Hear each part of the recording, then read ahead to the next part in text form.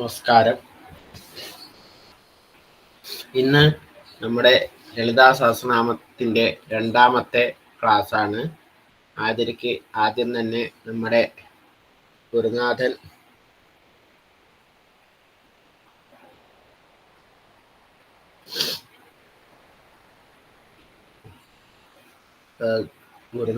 ശ്രീ പാദശങ്കരി പീഠം പരമാചാര്യൻ മാധവ മുനിവ്രത ഭാരതി അവരുകളെ സ്വാഗതം ചെയ്യുന്നു.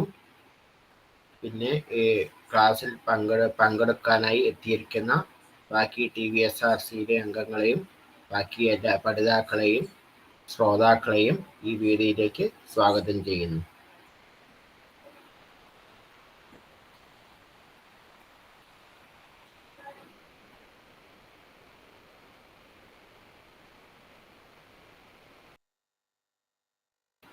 തുടങ്ങാം മാധവട്ട.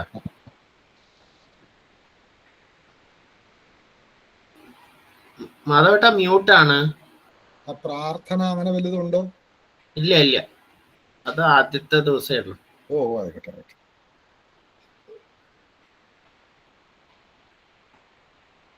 സദാശിവസമാരംഭാം ശങ്കരാചാര്യമധ്യമാം അസ്മദാചാര്യപര്യന്താം വന്ദേ ഗുരുപരമ്പരാം. നമോ നമഃ ശ്രീ ഗുരുപാദുകാഭ്യാം.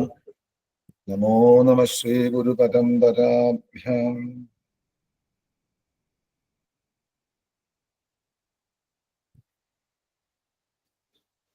എല്ലാവർക്കും നമസ്കാരം. എല്ലാവർക്കും കേൾക്കാമെന്ന് വിചാരിക്കുന്നു. കേൾക്കുന്നുണ്ട്. ലളിതാ സഹസ്രനാമ സ്തോത്രം അല്ലെങ്കിൽ ലളിതാ സഹസ്രനാമത്തിന്റെ പഠനം രണ്ടാം ദിവസമാണെന്ന്. കഴിഞ്ഞ ദിവസം ആദ്യത്തെ ദിവസം എന്ന രീതിയിൽ ഒന്ന് പരിചയപ്പെടലും ഒപ്പം തന്നെ ഒരാമുഖം എന്നോണം ആ സഹസ്രനാമമാകുന്ന മഹാസമുദ്രത്തേക്ക് ഇറങ്ങാനുള്ള ചില നിയമങ്ങളും അല്ലെങ്കിൽ അതിൻ്റെതായിട്ടുള്ള പ്രാധാന്യവും മറ്റ് സഹസ്രനാമങ്ങളിൽ നിന്നുള്ള വ്യത്യാസവും ഒക്കെ അത്യാവശ്യമൊക്കെ പറഞ്ഞു. ഇനി മുന്നോട്ട് പോകുന്ന ഓരോരോ സമയങ്ങളിലും അതിൻ്റെ പ്രാധാന്യം ആ ഒരു സാഹചര്യം അനുസരിച്ച് പറഞ്ഞു പോകാം. എത്ര ആമുഖം പറഞ്ഞാലും ലളിതാ സഹസ്രനാമത്തിന്റെ അല്ലെങ്കിൽ രഹസ്യനാമ സാഹസ്രം എന്ന് പറയുന്ന ഒരു മഹാശാസ്ത്രം എന്ന് തന്നെ പറയട്ടെ, ഈ സ്തോത്രത്തിന്റെ വ്യാഖ്യാനം പറഞ്ഞാൽ തീരില്ല.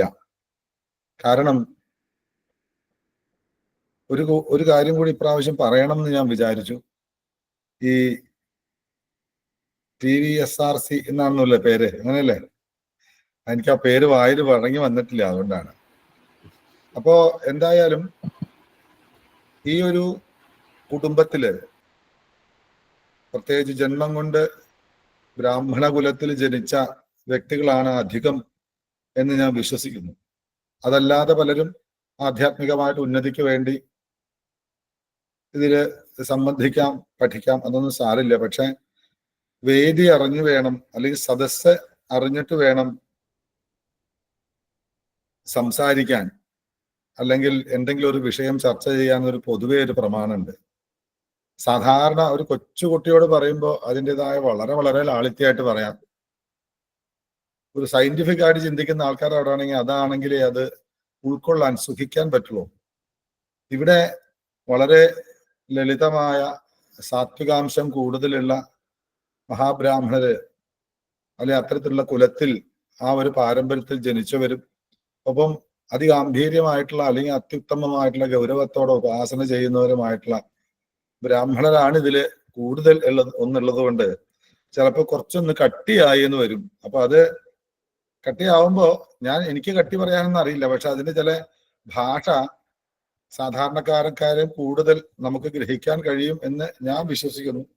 കാരണം തന്ത്രവിദ്യാപീഠത്തിലെ കൽപ്പന നമ്പൂരിപ്പാടിന്റെ കൂടെ കരിയന്നൂർ ദിവാര നമ്പൂരിപ്പാടിന്റെ കൂടെയൊക്കെ വർഷങ്ങളോളം താമസിച്ച് മുന്നോട്ട് സഹകരിച്ച് പോയതുകൊണ്ട് അറിയാം. അന്നൊക്കെയാണ് ഞാനൊന്നും അല്ലല്ലോ എന്ന് ഞാൻ പഠിച്ചത്. അപ്പോ ഇതിന്റെ ഗൗരവം ലളിതാ സഹസ്രനാമ സ്തോത്രം ഞാൻ കഴിഞ്ഞ പ്രാവശ്യം പറഞ്ഞിരുന്നു. പണ്ട് നമ്പൂതിരിമാരിൽ ലളിതാ സഹസ്രനാമ സ്തോത്രം ജപിക്കാറില്ല. അത് അതിനോട് വിരോധം ഉണ്ടായിട്ടൊന്നുമില്ല. നമുക്ക് വിഷ്ണു സഹസ്രനാമം മതി എന്ന് പറയുന്ന ഒരു പരമസാത്വികത ഭാവത്തിലേക്കൊക്കെ ഏതോ ഒരു കാലഘട്ടത്തിന്റെ കഷ്ടകാലം കൊണ്ട് തന്നെ പറയട്ടെ ആയി തീർന്നിരുന്നു. അതുകൊണ്ട് തന്നെ ഇപ്പോ അത് വളരെ പ്രചാരമുണ്ട് എന്ന് പറയാൻ കാരണം അങ്ങനെയായി, അതും കാലത്തിന്റെ ഒരു വിളയാട്ടാണ്. ഇപ്പൊ ലളിതാ സഹസ്രനാമത്തിന്റെ പ്രത്യേകത കഴിഞ്ഞ പ്രാവശ്യം കണ്ടു. ഇത് മറ്റെല്ലാ സഹസ്രനാമങ്ങളെക്കാളും പരിപൂർണമാണ്, മറ്റതൊന്നും അപൂർണമാണെന്നല്ല. അതിന്റെ പൂർത്തീകരണത്തിന് വേണ്ടി സംസ്കൃതത്തിന്റെ തന്നെ വ്യാകരണങ്ങൾ ചേർക്കുന്ന സന്ധി നിയമങ്ങളോ അവ്യയങ്ങളോ ഒന്നും ഇതിലില്ല. പുനരുക്തി അല്ലെ വീണ്ടും വീണ്ടും ഒരു മന്ത്രം തന്നെ വരിക. അത് പല സഹസ്രനാമങ്ങളിലും വീണ്ടും ആ മന്ത്രം വരും, വ്യാഖ്യാനം മാറിയാലും. അപ്പൊ അങ്ങനെയൊക്കെ വരുന്നുണ്ട്. പക്ഷെ ലളിതാ സഹസ്രനാമ സ്തോത്രത്തിൽ ഇപ്പൊ ഒരു ഉദാഹരണം ഞാൻ പറയാം. ഇപ്പൊ തത്വമയ്യൈ നമഃ എന്ന് 2 പ്രാവശ്യമുണ്ട്. പലരും അതൊരു അപവാദമായിട്ട് പറയാറുണ്ട്. ഒന്ന് തത് എന്നും ത്വം എന്നും ഐ എന്നും 3 മന്ത്ര, മറ്റത് തത്വമയി എന്നൊരു മന്ത്ര. അങ്ങനെയൊക്കെ ഒരുപാട് വ്യത്യാസങ്ങൾ ഉണ്ടെങ്കിലും ഒരിക്കലും ഒരു മന്ത്രം ആവർത്തിച്ചു വരുന്നില്ല. സന്ധിയുടെ വിഷയങ്ങളിലൊക്കെ പരിപൂർണാണ്. അതുമല്ല, അതിന്റെ അർത്ഥതലങ്ങളിലേക്ക് ഊളിയിട്ട് ഇറങ്ങാൻ പാകത്തിനുള്ള സന്ധി വിശേഷണങ്ങൾ അതിലുണ്ട്. പലതരത്തിലും അതിനെ വ്യാഖ്യാനിക്കാൻ ഇങ്ങനെയൊക്കെ ചിന്തിക്കുമ്പോഴാണ് ഇതിനൊരു പ്രത്യേകത ഉണ്ട്. അതിന് കാരണം ഞാൻ പറഞ്ഞു, ഇതൊരു സാധാരണ ഒരു മനുഷ്യനായി പിറന്ന് അല്ലെങ്കിൽ ഒരു അപൂർവ ജന്മമായി പിറന്ന് ഋഷി തുല്യരായി തീർന്ന് മന്ത്രത്തെ ദൃഷ്ടമായി അല്ലെങ്കിൽ കണ്ടുകൊണ്ട് രചിച്ച അനേകം മഹാമുനിമാര് രചിച്ച ഒരു നാമല്ല ഈ 1000 നാമവും. ഇത് സാക്ഷാൽ വാഗ്ദേവതമാര് തന്നെ രചിച്ചതാണ്. അതുകൊണ്ട് ഇതിന് വശിനി കാമേശ്വരി എന്ന് തുടങ്ങുന്ന വശിന്യാദി വാഗ്ദേവത ഋഷയ എന്ന ഋഷികളാണ് ഇതിനകത്ത്. അതുകൊണ്ട് തന്നെ ആ 8 പേരും ഒരുമിച്ച് നിന്ന് ചിന്തിച്ചതിൻ്റെയും 8 പേരും ഒരുമിച്ച് നിന്ന് ചർച്ച ചെയ്തതിൻ്റെയും അവരുടെ അനുഭവങ്ങൾ പങ്കുവച്ചതിൻ്റെയും ഒക്കെ ക്രമത്തില് സാധാരണ അല്ലാത്ത പല പല പ്രത്യേകതകളും വിശേഷതകളും ലളിതാ സഹസ്രനാമ സ്തോത്രത്തിൽ കാണാൻ സാധിക്കും. ഇതൊക്കെ ലോകത്ത് ആര് പഠിച്ചില്ലെങ്കിലും ആര് മനസ്സിലാക്കിയില്ലെങ്കിലും ബ്രാഹ്മണര് മനസ്സിലാക്കിയിരിക്കണം. കാരണം ഇതിൽ പറയുന്ന ക്വാളിഫിക്കേഷൻ ഷഠായ ദുഷ്ടായ അവിശ്വാസായ എന്ന കാർക്കേജിൽ ധാതും എന്ന് പറയുമ്പോൾ ഗുരുവിനോട് ഷഠ്യം പിടിക്കുന്നവരും ഗുരുവിനെ ദുരാരോപണം ചെയ്യുന്നവനും ഗുരുവിനെ വിശ്വസിക്കാത്തവനും പറഞ്ഞു കൊടുക്കരുത് എന്ന് പറയുമ്പോൾ ജന്മം കൊണ്ട് തന്നെ പാരമ്പര്യത്തിന്റെ ഗുരുത്വം കിട്ടിയിട്ട് പൂർണ്ണമായ ഗുരുഭാവത്തിൽ സ്വപാരമ്പര്യം കൊണ്ടു നടക്കുന്ന നമുക്കാണ് ഈ ലളിതാ സഹസ്രനാമ സ്തോത്രം ജപിക്കാൻ ആധികാരികത. പിന്നെ വിഷ്ണു സഹസ്രനാമം എന്ന് പറഞ്ഞാലും അല്ലെങ്കിൽ വേറെയൊക്കെ സഹസ്രനാമം എന്ന് പറഞ്ഞാൽ ഋഗ്വേദം എന്ന് പറഞ്ഞാലും യജുർവേദം എന്നൊക്കെ പറഞ്ഞാലും നമുക്കതെല്ലാം സൂക്തങ്ങളായിട്ട് ചൊല്ലാൻ പോത്ത് പഠിച്ചു കഴിഞ്ഞാൽ അല്ലെങ്കിൽ വേദം ചൊല്ലാറായാൽ അങ്ങനെ ചൊല്ലാം എന്നല്ലാതെ ഇന്ന ഭാഗത്ത് ഇന്ന തന്ത്രത്തിന് ഇന്ന വേദഭാഗത്തിന് ഇന്ന വൈദിക സൂക്തങ്ങൾ വേണമെന്ന് പറയലല്ലാതെ ആ വേദത്തെക്കുറിച്ച് നമ്മളിൽ നിന്ന് വ്യത്യസ്തരായ ഒരാളോട് എന്താ തിരുമേനി അല്ലെങ്കിൽ എന്താണ് സ്വാമി അല്ലെങ്കിൽ ഗുരുനാഥ അല്ലെങ്കിൽ ആചാര്യ ഒന്ന് പറഞ്ഞു തരാമോ എന്ന് ചോദിച്ചാൽ അവിടെ ആചാര്യത്വം നമുക്ക് നഷ്ടപ്പെടുന്ന ഒരു അവസ്ഥ വരാൻ പാടില്ല എന്ന് വളരെ കാര്യമായിട്ട് കുറെ നാളുകളായിട്ട് തന്നെ തന്ത്രിമാരോട് പോലും ശാഠ്യം പിടിച്ചുകൊണ്ടിരിക്കുന്ന ആളാണ് ഞാൻ. പക്ഷെ അത് എന്തിനാ ചോദിച്ചാൽ എനിക്ക് ഒന്നിന്റെ അല്ല, നമ്മൾ പഠിക്കാൻ തയ്യാറായില്ലെങ്കിൽ എല്ലാം നശിച്ചു പോകും. ഇതെല്ലാം നമ്മുടെ ഗ്രന്ഥപ്പുരകളിൽ അല്ലായിരുന്നു, നമ്മുടെ എല്ലാം ശിരസിലായിരുന്നു. പാരമ്പര്യമായിട്ടുള്ള നമ്മുടെ ഗുരുകാരണവന്മാരുടെ ബുദ്ധിയുടെ ഉള്ളറകളിൽ ശിരസിലായിരുന്നു ഇതിനെയൊക്കെ സൂക്ഷിച്ചിരുന്നത്. അത് മക്കളിലൂടെയും ശിഷ്യ പരമ്പരയുടെയും വരുമ്പോൾ ഇന്നത് കുറഞ്ഞു വരുന്നതിന്റെ മാറ്റം വരാൻ എല്ലാത്തിന്റെ ആത്യന്തികമായിട്ടുള്ള സത്യത്തെ അറിയാൻ ശ്രമിക്കണം. എനിക്കറിയാം, എന്റെ ആദ്യമായിട്ടുള്ള അഭിപ്രായം. കാരണം ഞാൻ എന്ത് പറയുമ്പോഴും അത്തരത്തിലുള്ള ഒരു വ്യാഖ്യാനം, ഒരു ചിന്ത, ഒരു ഫീലിംഗ് നിങ്ങൾക്ക് തോന്നാം. അത് എന്റേതായൊരു സ്വഭാവമാണെന്ന് വിചാരിക്കാം. ലളിതാ സഹസ്രനാമ സ്തോത്രം സാക്ഷാൽ അതിന്റെ ദേവതയ്ക്ക് തന്നെ ആഗ്രഹം വന്നിട്ട് ആ ദേവതയുടെ ലളിതാ പരമേശ്വരിയുടെ പൂർണ്ണമായിട്ടുള്ള അനുഗ്രഹം കൊണ്ട് മാത്രം വാക്കിന്റെ ദേവതകളായി തീർന്ന വശിന്യാദി വാഗ്ദേവതമാരെ കുറെ കാലങ്ങൾക്ക് മുമ്പ് തന്നെ വിളിച്ച് ആഹൂയ എന്ന് തന്നെ പറയുന്നുണ്ട് ബ്രഹ്മാണ്ഡ പുരാണം. വിളിച്ചതിന് ശേഷം എന്റെ മക്കൾക്ക്, എന്റെ ഭക്തർക്ക് എനിക്ക് കൂടുതൽ അനുഗ്രഹം കൊടുക്കണം. ഒരമ്മയുടെ വാത്സല്യമാണ്. എനിക്ക് അവരെ അങ്ങ് അനുഗ്രഹിച്ച് മതിയാവുന്നില്ല, കുറച്ചും കൂടി എനിക്ക് കരുണ തോന്നണം. അതിന് അവരെന്ത് ജപിക്കണമോ, അവരെന്ത് നാമം എന്നെ ചൊല്ലി സ്തുതിച്ചാൽ എനിക്ക് പ്രിയം കൂടുമോ, കൂടുതൽ അനുഗ്രഹിക്കാൻ എനിക്ക് തോന്നും. അത്തരത്തിലുള്ള 1000 നാമങ്ങൾ ചേർത്തുകൊണ്ട് കുരുത്വം അങ്കിതം സ്തോത്രം, അങ്ങനെ ഒരു സ്തോത്രം രചിക്കാൻ പറഞ്ഞതിന്റെ തൊട്ടടുത്ത് ആജ്ഞാനുവർത്തികളായ അമ്മയെ തൊട്ടടുത്തിരുന്ന അമ്മയുടെ സ്ഥൂലഭാവവും സൂക്ഷ്മഭാവവും കാരണഭാവവും എന്ന് വേണ്ട തുരീയാതീത എല്ലാ ഭാവവും പ്രപഞ്ചഭാവം മുഴുവനും അമ്മയുടെ സർവ്വവിധமான കർമ്മകാന്ഡം മുഴുവൻ അറിയാവുന്ന അവര് എഴുതിയതിന്റെ പേരിൽ തന്നെ ആവാം മറ്റൊരു സഹസ്രനാമ സ്തോത്രത്തിനും ഇല്ലാത്ത രീതിയിൽ അല്ലെങ്കിൽ മറ്റൊരു മന്ത്രത്തിനും ഇല്ലാത്ത രീതിയിൽ 4 ധ്യാന ശ്ലോകം. ഇപ്പൊ വിഷ്ണു സഹസ്രനാമത്തിന്റെ ധ്യാന ശ്ലോകത്തില് നമ്മൾ ചൊല്ലാറുണ്ടെങ്കിലും അത് ഒരു ധ്യാന ശ്ലോകമാണോ എന്നറിയില്ല. നമ്മള് ഒരു ശുക്ലാം ഭരതരം വിഷ്ണു എന്നും തുടങ്ങാറേ ഉള്ളൂ, എന്നിട്ട് ചൊല്ലും. ഇപ്പൊ കാളി സഹസ്രനാമായാലും ദുർഗാ സഹസ്രനാമായാലും ഇനിയിപ്പോ ദേവി മഹാത്മ്യ ആയാലും ഒക്കെ അതിൻ്റെതായിട്ടുള്ള ആ ഭാവം, ദേവിയുടെ ഭാവം പരിപൂർണമായിട്ടുള്ള ഏകമാനമായിട്ടുള്ള ഒരു ഭാവത്തിൽ ഒരു ധ്യാനം. ധ്യാനം എന്ന് വെച്ചാൽ ഋഷി തന്റെ ഉപാസനാ വേളയിൽ കണ്ട രൂപം, ആ രൂപത്തെ ആണ് ധ്യാനിക്കേണ്ടത്. അന്യമന്ത്രയജനം അന്യയന്ത്രയജനം അന്യദേവതായജനം ഒന്നും പാടില്ല എന്ന് പറയുന്ന തന്ത്രശാസ്ത്രത്തില് ലളിതാ സഹസ്രനാമം തുടങ്ങുമ്പോൾ തന്നെ എനിക്കൊക്കെ വന്നിട്ടുള്ള വളരെ ശക്തമായിട്ടുള്ള ഒരു ആകാംക്ഷ. എന്തുകൊണ്ട് ഒരു ദേവതയാണ് ലളിതാ പരമേശ്വരി എന്നുള്ളതാണ് പേര്. ആ അമ്മയ്ക്ക് 4 ധ്യാന ശ്ലോകം, 4 ധ്യാന ശ്ലോകം പരിപൂർണ ധ്യാന ശ്ലോകമാണ്. ഓരോന്നിനും ഓരോ ഭാവത്തിലാണ് പറഞ്ഞിട്ടുള്ളത് എന്ന് മാത്രമേ ഉള്ളൂ. പലരും ചോദിച്ചിട്ടുണ്ട് അത് എന്തുകൊണ്ട്. അങ്ങനെ ചോദിക്കുന്നവരോട് ഞാൻ പറയാറുള്ളത് ഉപാസിക്കൂ, സ്വയം മനസ്സിലാക്കൂ എന്നേ പറയാറുള്ളൂ. കാരണം അതെന്താണ് 4 ധ്യാന ശ്ലോകമായത്? ഇപ്പൊ തന്നെ വിഷ്ണുവിന്റെ ആണെങ്കിൽ ഭാസ്വൽ സഹസ്ര പ്രഭമരിതര കൗമോദകി എന്ന് ചൊല്ലിയാൽ മതി. അല്ലെങ്കിൽ ശിവന്റെ ആണെങ്കിൽ ബിഭ്രദ്ഭോർഭി, അതിനൊരു ഭാവമുണ്ട്. ആ ശിവന്റെ ഒരു ചെറിയ ഭാവം, ഒരു അഭയവരതം മാറിപ്പോയാൽ, ഒരു ശംഖചക്രം അങ്ങോട്ടും കൂടി മാറിപ്പോയാൽ, ഒരു ചക്രം പിടിക്കുന്നതിനും ശംഖ് പിടിക്കുന്നതിനൊക്കെ ചെറിയൊരു വ്യത്യാസം വന്നാൽ ധ്യാന ശ്ലോകമേ മാറും. ഭാവഗ്രാഹി ജനാർദ്ദന, അങ്ങനെയുള്ള തന്ത്രശാസ്ത്രം ഉദ്ഘോഷിക്കുന്നതിന്റെ 64 തന്ത്രങ്ങളും മുഴുവനും ഇടിച്ചു പിഴിഞ്ഞ് സത്താക്കിയാലുള്ള ശ്രീവിദ്യാ തന്ത്രത്തിന്റെ പരിപൂർണ ദേവതയായ സാക്ഷാൽ ലളിതാ പരമേശ്വരി ദേവിക്ക് 4 ധ്യാന ശ്ലോകം എന്തേ എന്ന് ഞാൻ പല തന്ത്രിമാരോടും അതുപോലെ അറിയുന്ന ജ്ഞാനികൾ പണ്ഡിതരെ ചോദിച്ചിട്ടും അന്വേഷിക്കാം. എനിക്കും ആദ്യമായിട്ട് അങ്ങനെ ഒരു ചിന്ത വന്നത് എന്ന് പറഞ്ഞിട്ടുണ്ട്. ചിലപ്പോൾ നിങ്ങൾക്ക് ഈ ഇരിക്കുന്നതിൽ പലർക്കും അറിയാമായിരിക്കാം എന്തുകൊണ്ടാണ് അങ്ങനെയെന്ന്. അങ്ങനെയാണെങ്കിൽ സന്തോഷമേ ഉള്ളൂ. അതുപോലെ വളരെ വ്യത്യാസമാണ്. അപ്പോ ഈ ലളിതാ പരമേശ്വരിയാണ് ദേവത എന്ന് അതിന്റെ ഛന്ദസ്സിലൊക്കെ പറയുന്നു. അങ്ങനെയുള്ള പറയാൻ കാരണം, അത്രയ്ക്കും വലിപ്പം പറയാൻ കാരണം, ഏത് ദേവതയാണോ ഇതിന്റെ ദേവത, ആ ദേവത എന്ന് പറയുന്ന അസ്മാൽ പരതരം നാസ്തി, ഇതിലും വലുതൊന്നില്ല എന്ന് പറയുന്ന ഒരു ദേവതയാണ്. അപ്പോൾ തന്നെ നമുക്ക് തീരുമാനിക്കാം മറ്റെല്ലാത്തിനേക്കാളും ഉപരിയാണ്. അതൊക്കെ ശങ്കര ഭഗവത്പാദരൊക്കെ സൗന്ദര്യലഹരിയിൽ വളരെ വളരെ വളരെ വളരെ വ്യക്തമായിട്ട് പറഞ്ഞ് വച്ചിട്ടുണ്ട്. അങ്ങനെയുള്ള ആ അമ്മയുടെ മൂലമന്ത്രത്തിന്റെ പൂർണ്ണഭാഗമായിട്ട് ശരിയായ എല്ലാ മന്ത്രങ്ങളുടെയും മൂലമന്ത്രമായ ശ്രീവിദ്യാ മന്ത്രത്തിന്റെ പൂർണ്ണഭാവമാണ് ലളിതാ സഹസ്രനാമം മാല പോലെ ആക്കിയിരിക്കുകയാണ്. അതിൽ ഓരോന്നിലും ആരും അറിയാതെ ഇതിൻ്റെതായിട്ടുള്ള ധ്വനികൾ, മന്ത്രധ്വനികൾ വരച്ചു വച്ചിട്ടുണ്ട്, അല്ലെങ്കിൽ കൊത്തി വച്ചിട്ടുണ്ട്. അതാണ് രാജ്യം ദേയം. കഴിഞ്ഞ ദിവസം ഞാൻ പറഞ്ഞു എന്നാ വിചാരിക്കണേ. ശിരോദേയം ന ദേയം ഷോഡശാക്ഷരി.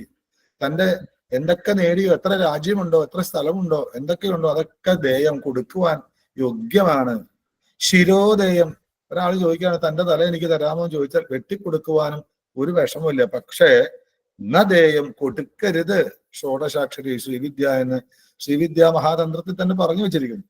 അത്രയ്ക്കും രഹസ്യമായിട്ടുള്ള ആ രഹസ്യത്തിന്റെ നാമങ്ങൾ 1000 നാമങ്ങളാകുന്ന രഹസ്യനാമ സാഹസ്രമാണ് ഇതിന്റെ ശരിയായ പേര് എന്ന് ഓർക്കുമ്പോൾ ഇതിനെ വ്യാഖ്യാനിക്കാൻ ബുദ്ധിമുട്ടാണ്. ചെറിയ രീതിയിൽ സാധാരണക്കാർക്ക് മനസ്സിലാവുന്ന രീതിയിൽ വ്യാഖ്യാനിച്ചാൽ ഒരു ഭക്തിയോട് ചൊല്ലാം ദിവസം ചൊല്ലിയാൽ. കാരണം ലളിതാ സഹസ്രനാമ സ്തോത്രം ജപിക്കുന്ന ഒരു കുടുംബത്തിലും അന്നത്തിനും വസ്ത്രത്തിനും മുട്ടുവരില്ല എന്ന് പറയാറുണ്ട്. എന്താണ് എന്ന് മനസ്സിലാവില്ല. പക്ഷെ എന്താണത്? എത്ര അസ്ഥി ഭോഗോ നച്ച തത്ര മോക്ഷ, എത്ര അസ്ഥി മോക്ഷോ നച്ച തത്ര ഭോഗ. എവിടെ ഭോഗസുഖം അധികരിക്കുന്നുണ്ടോ അവിടെ മോക്ഷം, ഈശ്വര വിചാരമൊക്കെ കുറയും. എവിടെയാണോ ഈശ്വര വിചാരം കൂടുതൽ കൂടുതൽ വരുന്നത് അവിടെ ഭൗതിക ചിന്തകൾ കുറയും. ഇത് ആധ്യാത്മികമായിട്ട് സന്യസിക്കാൻ പോയാൽ ബ്രഹ്മചര്യം സ്വീകരിച്ച് ഗായത്രിയൊക്കെ ജപിച്ച് അങ്ങനെ ബ്രഹ്മചര്യം കഴിഞ്ഞ് ഗാർഹസ്ഥ്യം കഴിഞ്ഞ് വാനപ്രസ്ഥവും കഴിഞ്ഞ് സന്യാസത്തിലേക്ക് പോകുമ്പോൾ ഹം ബ്രഹ്മാസ്മി എന്നുള്ള ഭാവത്തിലേക്ക് പോയാൽ അതുവരെയുള്ള എന്തെല്ലാം നേടിയോ അത് സമ്യക്കാകും വണ്ണം വേണ്ട സ്ഥാനത്ത് ന്യസിച്ച് മുന്നോട്ട് പോകുമ്പോഴാണല്ലോ സന്യാസാവാൻ. അവിടെ ഭൗതികതയ്ക്ക് വിലയില്ല. അതിന് ചിട്ടകളും വളരെ സ്ട്രിക്റ്റ് ആയിട്ടുള്ള ജീവിത രീതിയുണ്ട്. ഇത് നമുക്കറിയാവുന്നതാണ്. അതുപോലെ ഇഷ്ടം പോലെ സ്വത്തിന് വേണ്ടി ഓടി ഓടി നടക്കുമ്പോൾ അതിന്റെ ഗുണത്തിന് വേണ്ടി ഈശ്വരനെ ഉപാസിക്കുക എന്നല്ലാതെ ഒന്നുമില്ല. പക്ഷേ എത്രാസ്തി ഭോഗോ നച തത്ര മോക്ഷ, എത്രാസ്തി മോക്ഷോ നച തത്ര ഭോഗ, ശ്രീമൽ ത്രിപുര സുന്ദരി തൽപരാണാം. ലളിതാ പരമേശ്വരിയെ ത്രിപുര സുന്ദരിയെ ഉപാസിക്കണമെന്ന് തൽപരരായവർക്ക് ഭോഗശ്ച മോക്ഷശ്ച കരസ്ഥയേവ, ഭോഗവും മോക്ഷവും ഒരുപോലെ കയ്യിൽ കിട്ടിയതുപോലെയാണ് എന്ന് പറയുന്ന പ്രമാണാണ്. ഈ ഈശ്വരപാത തുടരുമ്പോൾ ആധ്യാത്മികതയുടെ അങ്ങറ്റത്തെത്തുകയും ഒപ്പം ഈ ഭൗതികമായ ഒരു സുഖവും ഉപേക്ഷിക്കണ്ട എന്ന് പറയുന്ന പൂർണ്ണ തന്ത്രഭാവമാണ്. ഭൗതികതയെ അല്പം പോലും ഉപേക്ഷിക്കാതെ അതിനെ പരിപൂർണമായിട്ടും ഈശ്വരോന്മുഖമാക്കി സുഖിക്കലാണ് തന്ത്രത്തിന്റെ ശരിയായിട്ടുള്ള ആനന്ദം. അതുകൊണ്ടാണ് ലളിതാ സഹസ്രനാമ സ്തോത്രത്തില് സുഖാരാധ്യ എന്ന് പറഞ്ഞിട്ടുള്ളത്. സുഖമായിട്ട് ആരാധിക്കുക. ദുഃഖമായിട്ടും ശരീരം പീഡിപ്പിച്ചും കഷ്ടപ്പെട്ടും ഉപവാസം എടുത്തും വ്രതം എടുത്തും ചെയ്യേണ്ടതല്ല. അമ്മേ എന്ന് വിളിച്ചിട്ടുള്ള ഒരു പ്രത്യേക ഭാവത്തിൽ ആനന്ദം ആനന്ദം ആനന്ദം എന്ന്. അതുകൊണ്ട് തന്നെയാണ് കുളാർണവ തന്ത്രത്തിലൊക്കെ അതിന്റെ ഓരോ അധ്യായത്തിനും ഉല്ലാസം എന്നാ പറഞ്ഞിട്ടുള്ളത്. പ്രഥമോല്ലാസം, ദ്വിതീയോല്ലാസം എന്നൊക്കെയാണ്. അങ്ങനെ കുളാർണവ തന്ത്രവും പരശുരാമ കൽപ്പസൂത്രവും ഒന്നും വേണ്ട, ഈ പ്രപഞ്ചത്തിൽ ഉണ്ടായിരിക്കുന്ന സർവശാസ്ത്രങ്ങളെയും ചെറിയ ചെറിയ മന്ത്രങ്ങളിലൂടെ വ്യാഖ്യാനിച്ച് എടുക്കാൻ പാകത്തിന് ഓരോരോ പാസ്വേഡുകളായിട്ട് വച്ചതാണ് ലളിതാ സഹസ്രനാമ സ്തോത്രത്തിന്റെ 1000 നാമങ്ങൾ എന്ന് ആദ്യമേ മനസ്സിലാക്കണം. വെറുതെ ഒരു അമ്പലത്തിൽ പോയിട്ട് അല്ലയോ രാജരാജേശ്വരി അമ്മേ എന്ന് വിളിക്കുക, അത് നല്ലതാണ്. അങ്ങനെയുള്ള വിളിയല്ല ഇത്. തത്വത്തിൽ ഉറച്ച ഭക്തിയോടെ അമ്മയെ വിളിക്കാൻ കഴിയണം. അതിനാദ്യം വളരെ വളരെ വളരെ ശ്രദ്ധയോടെ അക്ഷരസ്ഫുടതയോടെ സന്ധി നിയമം തെറ്റാതെ സംസ്കൃത ഭാവത്തെ കൊന്നു കളയാതെ കൃത്യമായിട്ട്, അത് പിന്നെ നിങ്ങളോടൊന്നും പറയേണ്ട കാര്യമില്ല, നിങ്ങൾക്ക് എല്ലാവർക്കും അത് ഉണ്ടാവും. അച്ഛനിൽ നിന്നും മുത്തശ്ശനിൽ നിന്നും ഗുരുനാഥന്മാർ കിട്ടിയിട്ടുണ്ടാവും. അത് കൃത്യമായിട്ട് ഉച്ചരിക്കുമ്പോൾ മാത്രമേ അതിന് ശക്തി ഉണ്ടാവും. അത് കിട്ടും. എന്നാൽ അത് ജപിച്ച് ജപിച്ച് ജപിച്ച് വരുമ്പോ അതിന്റെ ശക്തി കൊണ്ട് കിട്ടേണ്ട അമൂല്യ നിധി എന്ന് വെച്ചാൽ സാക്ഷാൽ ശ്രീവിദ്യാ ദീക്ഷയാണ്. അതിന് വേണ്ടിയിട്ടുള്ള 1000 പാസ്വേഡുകളാണ്. അതിനു വേണ്ടിയിട്ടുള്ള ആ മന്ത്രധ്വനി തന്റെ സ്ഥൂല സൂക്ഷ്മ കാരണ ശരീരങ്ങളിൽ തുടിക്കുവാൻ വേണ്ടിയിട്ട് കൃത്യമായിട്ട് ഉപാസിക്കേണ്ടതായ വളരെ വളരെ രഹസ്യമായിട്ടുള്ളതാണ്. പക്ഷെ ഇന്ന് പുസ്തകശാലകളിലും യൂട്യൂബിലും ഒക്കെ ധാരാളം കിട്ടുന്നതുകൊണ്ട് നമുക്ക് ആ ഗൗരവം പറഞ്ഞാലൊന്നും ആർക്കും മനസ്സിലാവില്ല. ഇങ്ങനെയുള്ള ആ സഹസ്രനാമത്തെ അമ്മയ്ക്ക് തന്നെ ഇഷ്ടപ്പെട്ടിട്ട് എല്ലാവരെയും വിളിച്ചു കൂട്ടി എന്ന് ഞാൻ പറഞ്ഞു അല്ലെ. സേവാർത്ഥമാകദാസ്തത്ര ബ്രഹ്മാണി, അത് ഞാൻ പറഞ്ഞിരുന്നു. കോടി കോടി ബ്രഹ്മാക്കളോടുകൂടി, ബ്രഹ്മാണിമാരോടുകൂടി ബ്രഹ്മാക്കളും, കോടി കോടി ലക്ഷ്മിമാരോടുകൂടി കോടി കോടി വിഷ്ണുമാരും, കോടി കോടി ഗൗരിമാരോടുകൂടി കോടി കോടി രുദ്രന്മാരും, പിന്നെ എന്തെല്ലാം അവിടെ വന്ന സംഖ്യ എത്രയാന്ന് പോലും പറയാൻ പറ്റില്ല എന്നുള്ളത് ആ വ്യാഖ്യാനം പറയുന്നു. അതിന്റെ ആ ഭാവം നിങ്ങൾക്ക് മനസ്സിലാവണമെങ്കിൽ ഇതിൽ പറയാൻ സമയമില്ല. ശങ്കര ഭഗവത് പാദർ എഴുതിയിട്ടുള്ള ശ്രീവിദ്യാ ചൂർണിക എന്ന് പറഞ്ഞൊരു സ്തോത്രമുണ്ട്. വളരെ മനോഹരാണ്. ആ ദേവിയെ കാണാൻ വരുമ്പോ ആ പട്ടണത്തിലുണ്ടായ കോലാഹലം, ഇപ്പൊ കുംഭമേള നടക്കുക, ഒഴുക്കല്ലേ, അങ്ങനെ ഒരു ഒഴുക്ക് പണ്ടേ ശങ്കര ഭഗവത്പാദർ കണ്ടിട്ട്. കാരണം ഇവരെല്ലാം വന്നിട്ട് ഓരോ രഥങ്ങളിലും വന്നിട്ടുള്ള അവിടുത്തെ പൊടിപടലങ്ങൾ തന്നെ കഷ്ടമാണ് എന്ന് വരെ വ്യാഖ്യാനിച്ചിരിക്കുന്നു ശങ്കര ഭഗവത്പാദര്. അങ്ങനെ എല്ലാവരും സ്വേ സ്വേ സ്ഥാനെ, അവരവരുടെ അതായത് സ്വേ തേഷു ദിഷ്ടോപവിഷ്ടേഷു സ്വേസേ സ്ഥാനെ യഥാക്രമം, യഥാക്രമം ഇരുന്ന എല്ലാവരെയും അമ്മയൊന്ന് നോക്കിയിട്ട് തതശ്രീ ലളിതാദേവി കടാക്ഷ അക്ഷേപ ചോദിത വശിന്യാദി മുഖ്യ എന്നാണ്. എല്ലാവരും ഇരുന്നു. എന്റെ മക്കളൊക്കെ എത്തിയോ? എല്ലാ ബ്രഹ്മാണ്ടങ്ങളിൽ നിന്നും എല്ലാവരും എത്തിയോ? എല്ലാ ബ്രഹ്മാണിമാരും ബ്രഹ്മാക്കളും രുദ്രാണിമാരും ലക്ഷ്മി നാരായണന്മാരും അങ്ങനെയുള്ള എല്ലാവരും എത്തിയോ എന്ന് നോക്കിയപ്പോൾ എല്ലാവരും സ്വേ സ്വേ സ്ഥാനത്ത് ഉപവിഷ്ടരായിട്ടുള്ള അവരെ കണ്ടിട്ട് തന്റെ കണ്ണിന്റെ കടാക്ഷാക്ഷേപം കൊണ്ട്, ഒരു കടക്കണ്ണുകൊണ്ട് വശിന്യാദി വാഗ്ദേവതമാരോട് ഇങ്ങനെ തുടങ്ങിക്കോളൂ എന്നൊരു ആജ്ഞ കൊടുത്തു എന്ന്. അങ്ങനെയുള്ള വശിന്യാദി വാഗ്ദേവത മുഖ്യരായിട്ടുള്ള അവര് വശിനി മുഖ്യന്മാര് ബദ്ധാഞ്ജലി പുടസ്തത കൈകൂപ്പിക്കൊണ്ട് ഉദ്ധായ ബദ്ധാഞ്ജലി എഴുന്നേറ്റിട്ട് ഈ അഞ്ജലിബദ്ധമായി നിന്നുകൊണ്ട് അവിടെ അസ്തുവൻ നാമസാഹസ്രൈ സ്വകൃതൈ ലളിതാംബികാം, സ്വകൃതൈ ലളിതാംബികാം നാമസാഹസ്രൈ അസ്തുവൻ എന്നാണ് അവിടെ. ലളിതാംബികാദേവിയുടെ സ്വകൃതമായ വശിന്യാദി വാഗ്ദേവതകളാൽ സ്വന്തം കൃതമായിട്ടുള്ള ലളിതാ പരമേശ്വരിയുടെ നാമസാഹസ്രങ്ങളെ കൊണ്ട്, സഹസ്രനാമങ്ങളെ കൊണ്ട് അസ്തുവൻ സ്തുതിച്ചു. അപ്പൊ ആരാണ് അത് ചൊല്ലിയത്? ഋഷിമാര് തന്നെ ചൊല്ലാണ്, ഉപദേശമാണ്. ആർക്കാണ്? ബ്രഹ്മാണ്ഡ കോടികൾക്ക് ആദ്യമായിട്ട് ഉപദേശിച്ചു എന്നാണ്. ഇതങ്ങനെ കഴിഞ്ഞ സമയത്ത് ശ്രുത്വാസ്തവം പ്രസന്നാഭുത് ലളിതാ പരമേശ്വരി. ശ്രുത്വ, ഇതെല്ലാം കേട്ടിട്ട് എന്താണ്, എന്ത് കേട്ടു? സ്തവം ശ്രുത്വ, ഈ ലളിതാ സ്തവരാജം. ഇത് സ്തവം എന്ന് പറയാൻ കാരണം ഞാൻ പറഞ്ഞിരുന്നു, ബ്രഹ്മാണ്ഡ പുരാണത്തിൽ എവിടെയൊക്കെ തപ്പി നോക്കിയാലും ലളിതാ സഹസ്രനാമ സ്തോത്രം കാണാൻ സാധ്യമല്ല. ഇത് ശ്രീ ബ്രഹ്മാണ്ഡ പുരാണേ ഉത്തരഖണ്ഡേ ലളിത, ഇതിനൊക്കെ ഹൈഗ്രീവ അഗസ്ത്യ സംവാദേ ശ്രീ ലളിതാ സഹസ്രനാമ സ്തോത്രം എന്നൊക്കെ പറയുന്നെങ്കിലും അതിലതില്ല. അത് നോക്കിയാൽ അറിയാം. അതില് പറയുന്ന ദേവിയുടെ ഭാവത്തെ, ആ ലളിതോപാഖ്യാനം എന്നുള്ള ആ പൂർണ്ണമായ ഭാവത്തെ പൂർണ്ണമായിട്ടും എടുത്തുകൊണ്ട് അതിനെല്ലാം കൂടെ ചേർത്തിട്ട് ഈ ബ്രഹ്മാണ്ഡത്തെ മുഴുവൻ ചേർത്തുകൊണ്ട് വശിന്യാദി വാഗ്ദേവതര് വിരചിച്ചതാണിത്. അല്ലെങ്കിൽ ലളിതാ സഹസ്രനാമ സ്തോത്രത്തിന്റെ വ്യാഖ്യാനമാവാം ബ്രഹ്മാണ്ഡ പുരാണം. ബ്രഹ്മാണ്ഡ പുരാണത്തിൽ ആ ലളിതോപാഖ്യാന സ്ഥാനത്ത് ദേവിയുടെ ആ ചിദഗ്നികുണ്ഡത്തിൽ നിന്ന് വന്നിരിക്കുന്ന ദേവിയെ സ്തുതിക്കുന്ന ഒരു ഭാഗമുണ്ട്, ലളിതാസ്തവരാജം എന്ന് പറഞ്ഞിട്ട്. അതിനൊരു വലിയൊരു ഭാവമാണ്, ഒരു വിശ്വം നിറഞ്ഞു നിൽക്കുന്ന ഒരു ഭാവമാണ് ലളിതാ സഹസ്രനാമം. അത് അതിൽ നോക്കിയാൽ, ഞാൻ കുറെ നോക്കിയതാണ്, അതുകൊണ്ട് പറയാണ്. അപ്പൊ ഈ സ്തവം, ലളിതാസ്തവരാജം എന്നൊക്കെ പറയുമ്പോൾ ഈ സ്തവം ശ്രുത്വ, ഈ ലളിതാ സഹസ്രനാമ സ്തോത്രം ഈ അവസാനത്തെ അശ്വശ്രീ ലളിത ദേവി എന്ന് പറഞ്ഞിട്ട് പറയുന്നതിന് തൊട്ടു മുമ്പ് വരെയുള്ള ലളിതാംബിക ഏവം ശ്രീ ലളിതാ ദേവ്യാ നാം സഹസ്രകം ജഗു എന്ന് തീരുന്ന ലളിതാ സഹസ്രനാമ സ്തോത്രം കേട്ട് കഴിഞ്ഞപ്പോ ഏവം ഈ ലളിതാസ്തവം ശ്രുത്വ ലളിതാ പരമേശ്വരി കേട്ടതിന് ശേഷം പ്രസന്നാഭൂൽ, വളരെ പ്രസന്നമായ, ആ അമ്മ പ്രസാദിക്കാൻ വേണ്ടിയിട്ടാണ് നമ്മള്, അല്ലെങ്കിൽ എല്ലാവരും കഷ്ടപ്പെടുന്നത് അല്ലെ. പണ്ട് അത്രി മഹർഷിയോട് ചോദിച്ചു, എന്താണ് ആപതിക്കും കരണീയം, അത്രി മഹർഷേ ആപത്തിൽ ഞങ്ങൾ എന്താ ചെയ്യേണ്ടത്? സർവാപത്തുകൾ വരികയാണ്, കലിയുഗമൊക്കെ വരികയാണെന്ന് കേൾക്കണം, എന്താ ചെയ്യേണ്ടത്? ആപതി കിം കരണീയം, എന്താണ് കരണീയമായിട്ടുള്ളത്? ആ അത്രി മഹർഷി വേറെ ഒന്നും ചിന്തിച്ചില്ല. സ്മരണീയം ചരണയുഗളം അമ്പായ ചരണയുഗളം സ്മരണീയം. സാക്ഷാൽ ലളിതാ പരമേശ്വരിയുടെ 2 പാദകമലങ്ങളെയും സ്മരിച്ചാൽ മതി എന്ന് പറഞ്ഞു. അപ്പൊ നമ്മൾ ചോദിക്കാം, അപ്പൊ ആപത്ത് എങ്ങനെ മാറും? സ്മരിക്കലൊക്കെ ഓക്കെ, ആപത്ത് എപ്പോഴാ ഉണ്ടാവാം? സൃഷ്ടി ഉണ്ടായാൽ മാത്രമേ കഷ്ടപ്പാടുള്ളൂ. പിന്നെ മരിക്കുന്നവരുള്ള പരിപാലനാണ് അതിലും വലിയ കഷ്ടം. മരിക്കല് ചിന്തിക്കാൻ പോലും പാടില്ല. സൃഷ്ടി ഉണ്ടായാൽ മാത്രമേ മുൻചിന്തകളും ഈ നിമിഷത്തെ ചിന്തകളും നാളത്തെ ചിന്ത, അവിടെയൊക്കെയാണ് ആപത്തുള്ളൂ. സൃഷ്ടിയില്ലെങ്കിൽ ആപത്തില്ല. അപ്പൊ എന്താണ് തത് സ്മരണം കിം കുരുതേ എന്ന് ചോദിച്ചു ശിഷ്യന്മാര്. ശരി അത്രി മഹർഷേ, ഞങ്ങൾ ആപത്ത് വരുമ്പോ അമ്മേ നാരായണ അല്ലെങ്കിൽ അമ്മയെ രക്ഷിക്കണേ എന്ന് പറഞ്ഞ അമ്മയുടെ ശ്രീപാദ കമലങ്ങള് ഞങ്ങൾ തൊഴാൻ തയ്യാറാണ്, സ്മരിക്കാൻ തയ്യാറാണ്. പൂജ കഴിക്കാൻ പോലും പറഞ്ഞില്ല, സ്മരണീയം, സ്മരിക്കുക മാത്രമേ വേണ്ടൂ എന്നാ പറഞ്ഞിട്ടുള്ളൂ. അങ്ങനെ സ്മരിച്ചാൽ എന്താ കിട്ടുക? ആപത്ത് മാറും എന്നുള്ളത് ഉറപ്പാണെങ്കിലും ഒന്നും കൂടെ സംശയം തീർക്കാൻ വേണ്ടി ചോദിച്ചു, തത് സ്മരണം കിം കുരുതേ.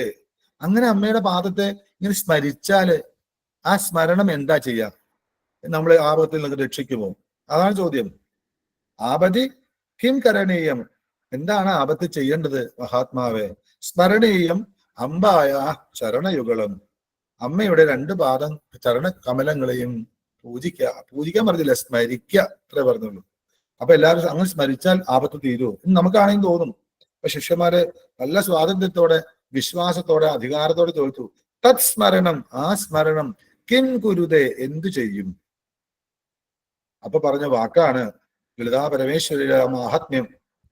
പറയാതെ പറഞ്ഞ രീതിയിൽ ഒറ്റ വാക്കിൽ അദ്ദേഹം പറഞ്ഞു, ബ്രഹ്മാദീനപി കിങ്കരീ കുരുതേ എന്ന് പറഞ്ഞു. ബ്രഹ്മാദീൻ, ബ്രഹ്മ വിഷ്ണു മഹേശ്വരാദീൻ, പിന്നെ ബാക്കി ആദ്യം മൊത്തം നമുക്ക് വേണ്ടി ചേർക്കാം. 33 കോടി ദേവന്മാരെ ചേർക്കാം. ഈ കോടാനുകൂടി ബ്രഹ്മാണ്ടങ്ങളിലെ മുഴുവൻ ഓരോ ചെറു അണു മുതൽ മഹത്തായിട്ടുള്ള അവസ്ഥ മുഴുവനും, ആ ബ്രഹ്മം തുടങ്ങി സൃഷ്ടി തുടങ്ങി സ്ഥിതി സംഹാരം എല്ലാം ചേർക്കാം. അങ്ങനെ ഉള്ളവര് മുഴുവനും, ഇനിയിപ്പോ ചെറുതായിട്ട് പറഞ്ഞാൽ ബ്രഹ്മ വിഷ്ണു മഹേശ്വരന്മാർ, സൃഷ്ടിച്ച് സ്ഥിതി ചെയ്യിച്ച് സംഹരിക്കുന്ന ത്രിമൂർത്തികൾ എന്നർത്ഥം എടുക്കാം. കിങ്കരീ കുരുതേ, അവരെ സെർവൻ്റാക്കി തരും എന്നാണ്. നമ്മുടെ വീട്ടിൽ ജോലി ചെയ്യാൻ പാകത്തിന് നമ്മുടെ കൂടെ നമ്മുടെ പി ആയിട്ട്, സെക്യൂരിറ്റി ഗാർഡായിട്ട്, അടുക്കളയിൽ ജോലി ചെയ്യാനായിട്ട്, കിടക്ക വിരിക്കാനായിട്ട്, മസാജ് ചെയ്ത് തരാനായിട്ട്, മുറുക്കാനൊക്കെ എടുത്തു തരാനായിട്ട്, അല്ലെങ്കിൽ എന്താ വേണ്ടേ എന്ന് വെച്ച് കൂടെ ഇങ്ങനെ സെർവൻ്റായിട്ട് നടക്കും. ആരാ? അപ്പുറത്തെ ചേട്ടനല്ല. പണ്ട് രാമന്മാര് കുറെ അമ്പൂരിമാരുടെ പാട്ട് പണ്ട് നടന്നിരുന്നു. അങ്ങനെയല്ല. ഇതെങ്ങടെ ഭഗവതി അല്ലേ, ദുർഗാം ദേവീം ശരണമഹം പ്രപദ്യേ എന്നങ്ങോട്ട് ചൊല്ലിക്കഴിഞ്ഞാൽ എന്ത് ചൊല്ലി? അത് 8 മണിക്ക് പത് ദുർഗാ ദ്വാദശാക്ഷരിയാ. എത്ര ഉരു ജപിച്ച അതൊന്നും അല്ല അർത്ഥം. അത് മനസ്സിലാക്കണം. ആരാണ് ദുർഗ എന്ന് മനസ്സിലാക്കിയാലേ ശരണം പൂർണ്ണമാവും. നമ്മുടെ നമ്പൂതിരിമാർക്ക് അല്ലെങ്കിൽ ബ്രാഹ്മണ കുലത്തിന് പറ്റിയിട്ടുള്ള ഒരു അബദ്ധമാണ്. പറഞ്ഞു തരാൻ ആളില്ല, ധൈര്യമായിട്ട് പറഞ്ഞു തരാൻ ആളില്ല, സത്യം മനസ്സിലാക്കി പറഞ്ഞു തരാൻ ആളില്ല. അങ്ങനെ ഇല്ലാത്തതിന് ഒരു ദുഃഖം എന്റെ വാക്കുകൾ ചിലപ്പോൾ ഉണ്ടാവും. അപ്പൊ ബ്രഹ്മാദീൻ അഭി, ബ്രഹ്മവിഷ്ണു മഹേശ്വരന്മാർ പോലും, അഭി എന്നൊരു വാക്ക് അത്രി മഹർഷിയോട് ചേർത്തിട്ടുണ്ട്. ബ്രഹ്മവിഷ്ണു മഹേശ്വരന്മാർ പോലും കിങ്കരി ഗുരുതേ, കിങ്കരന്മാരായിട്ട്, രക്ഷകരായിട്ട്, സെർവൻസ് ആയിട്ട്, സേവകരായിട്ട് വന്ന് പിന്നെ നമുക്ക് എന്താ പേടിക്കേണ്ടത്? സൃഷ്ടിയും നമ്മൾ വിചാരിക്കുന്ന പോലെ, സ്ഥിതിയും നമ്മൾ വിചാരിക്കുന്ന പോലെ, സംഹാരവും നമ്മൾ വിചാരിക്കുന്ന പോലെ. അതാണ് അമ്മയുടെ പാദകമലത്തെ സ്മരിച്ചാലുള്ള ഗുണമെങ്കിൽ ആ അമ്മയുടെ പാദത്തിന്റെ നഖം മുതൽ അമ്മയുടെ കിരീടത്തിന്റെ അഗ്രം വരെ ഓരോന്നും കണ്ട് കണ്ട് കണ്ട് കണ്ട് ധ്യാനം പോലെ ധാരണ ചെയ്ത് ധ്യാനം വന്ന് ലയിച്ച് പൂർണ്ണമായിട്ടും അമ്മയായി തീരേണ്ട രീതിയിലുള്ള ഒരു ഉപാസനാ പദ്ധതിയാണ് ലളിതാ സഹസ്രനാമ സ്തോത്രത്തിന്റെ 1-ാമത്തെ മന്ത്രം മുതൽ 1000-ാമത്തെ മന്ത്രം എന്ന് ആലോചിക്കുമ്പോൾ ഒരു മന്ത്രം പോലും നമുക്ക് മാറ്റിവെക്കാനില്ല. ഒരു മന്ത്രം പോലും തെറ്റാൻ പാടില്ല. ചില ആൾക്കാർ പറയുന്ന കേട്ടിട്ടുണ്ട്, അമ്മയല്ലേ തെറ്റിപ്പോയാലും ക്ഷമിച്ചോളും. ശുദ്ധാസംബന്ധാണ്. ഇപ്പൊ ഇംഗ്ലീഷ് സൈക്കോളജി എന്ന് എഴുതണമെങ്കിൽ PhD എഴുതാൻ സൈക്കോളജി എഴുതാൻ പറ്റില്ല. നമ്മൾ വലിയ വലിയ ആളാണ്.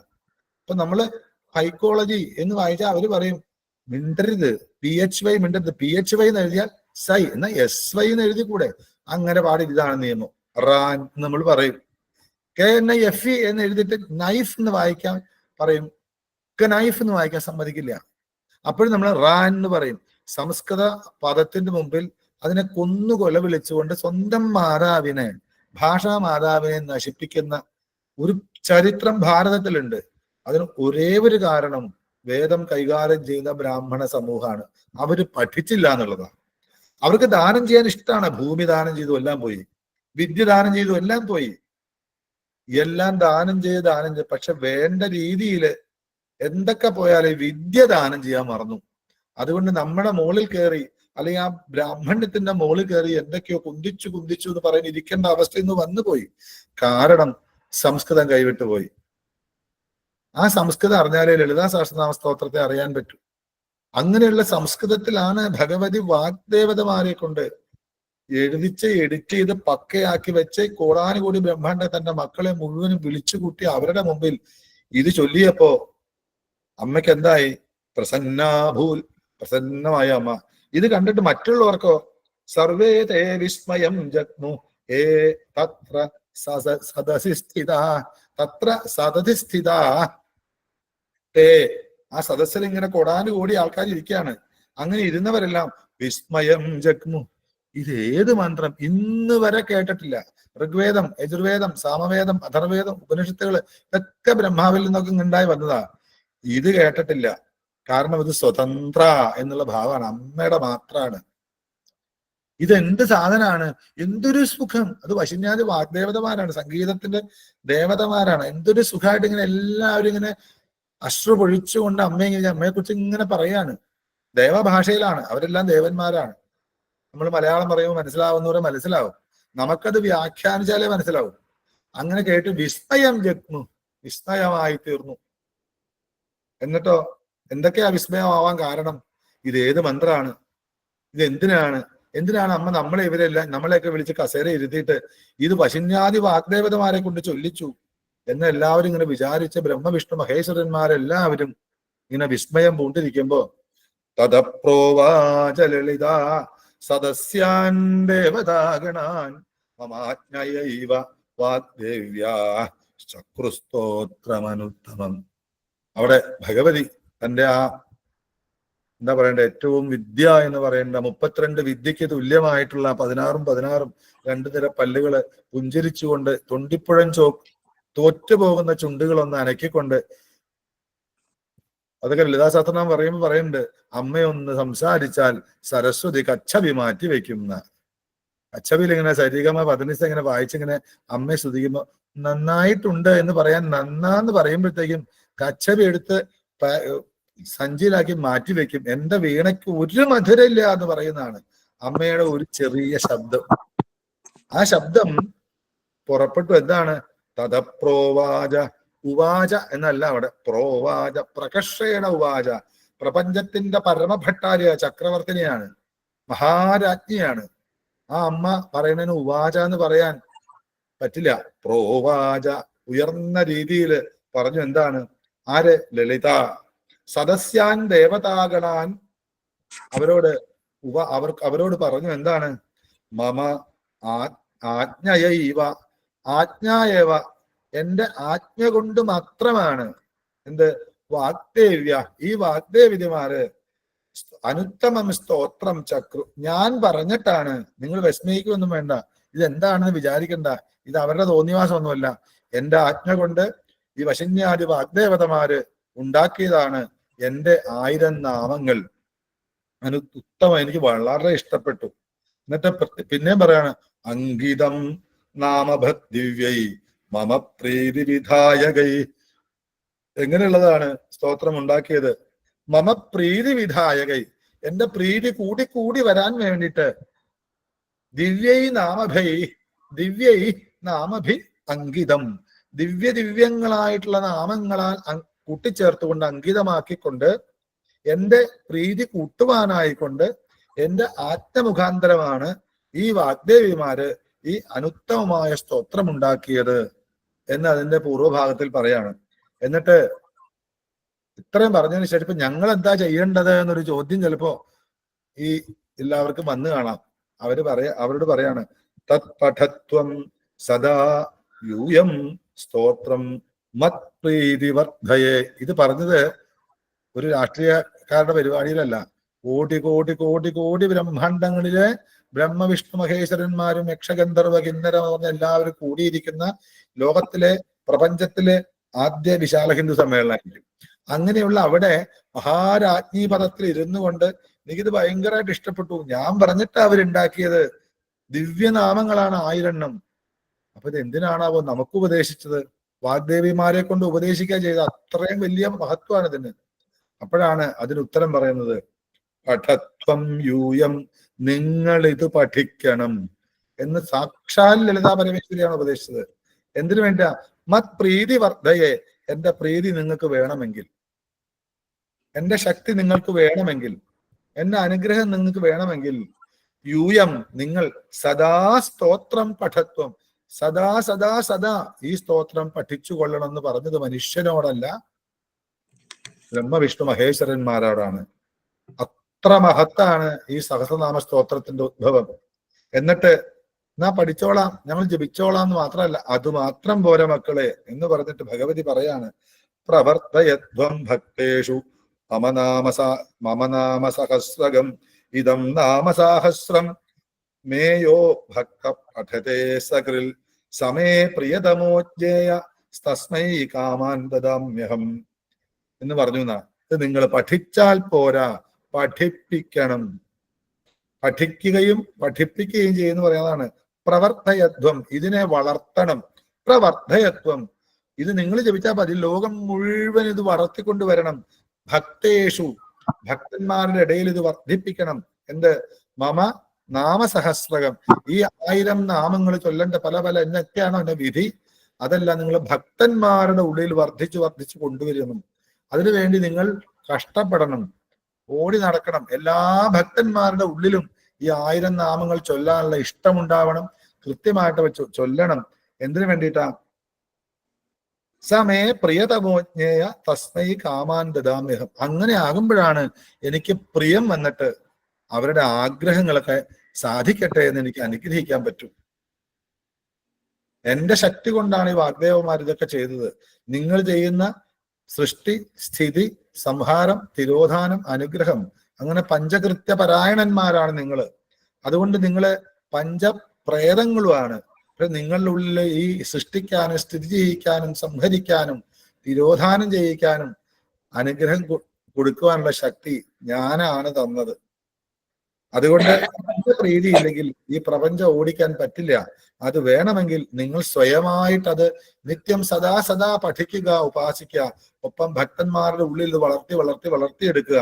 എങ്കിലാണ് എന്റെ ഭക്തന്മാർക്ക്, എന്റെ മക്കൾക്ക് എന്താണ് ആഗ്രഹം എന്ന് നോക്കി ആ ആഗ്രഹം മുഴുവൻ എനിക്ക് പറഞ്ഞു കൊടുക്കാൻ സാധിക്കും.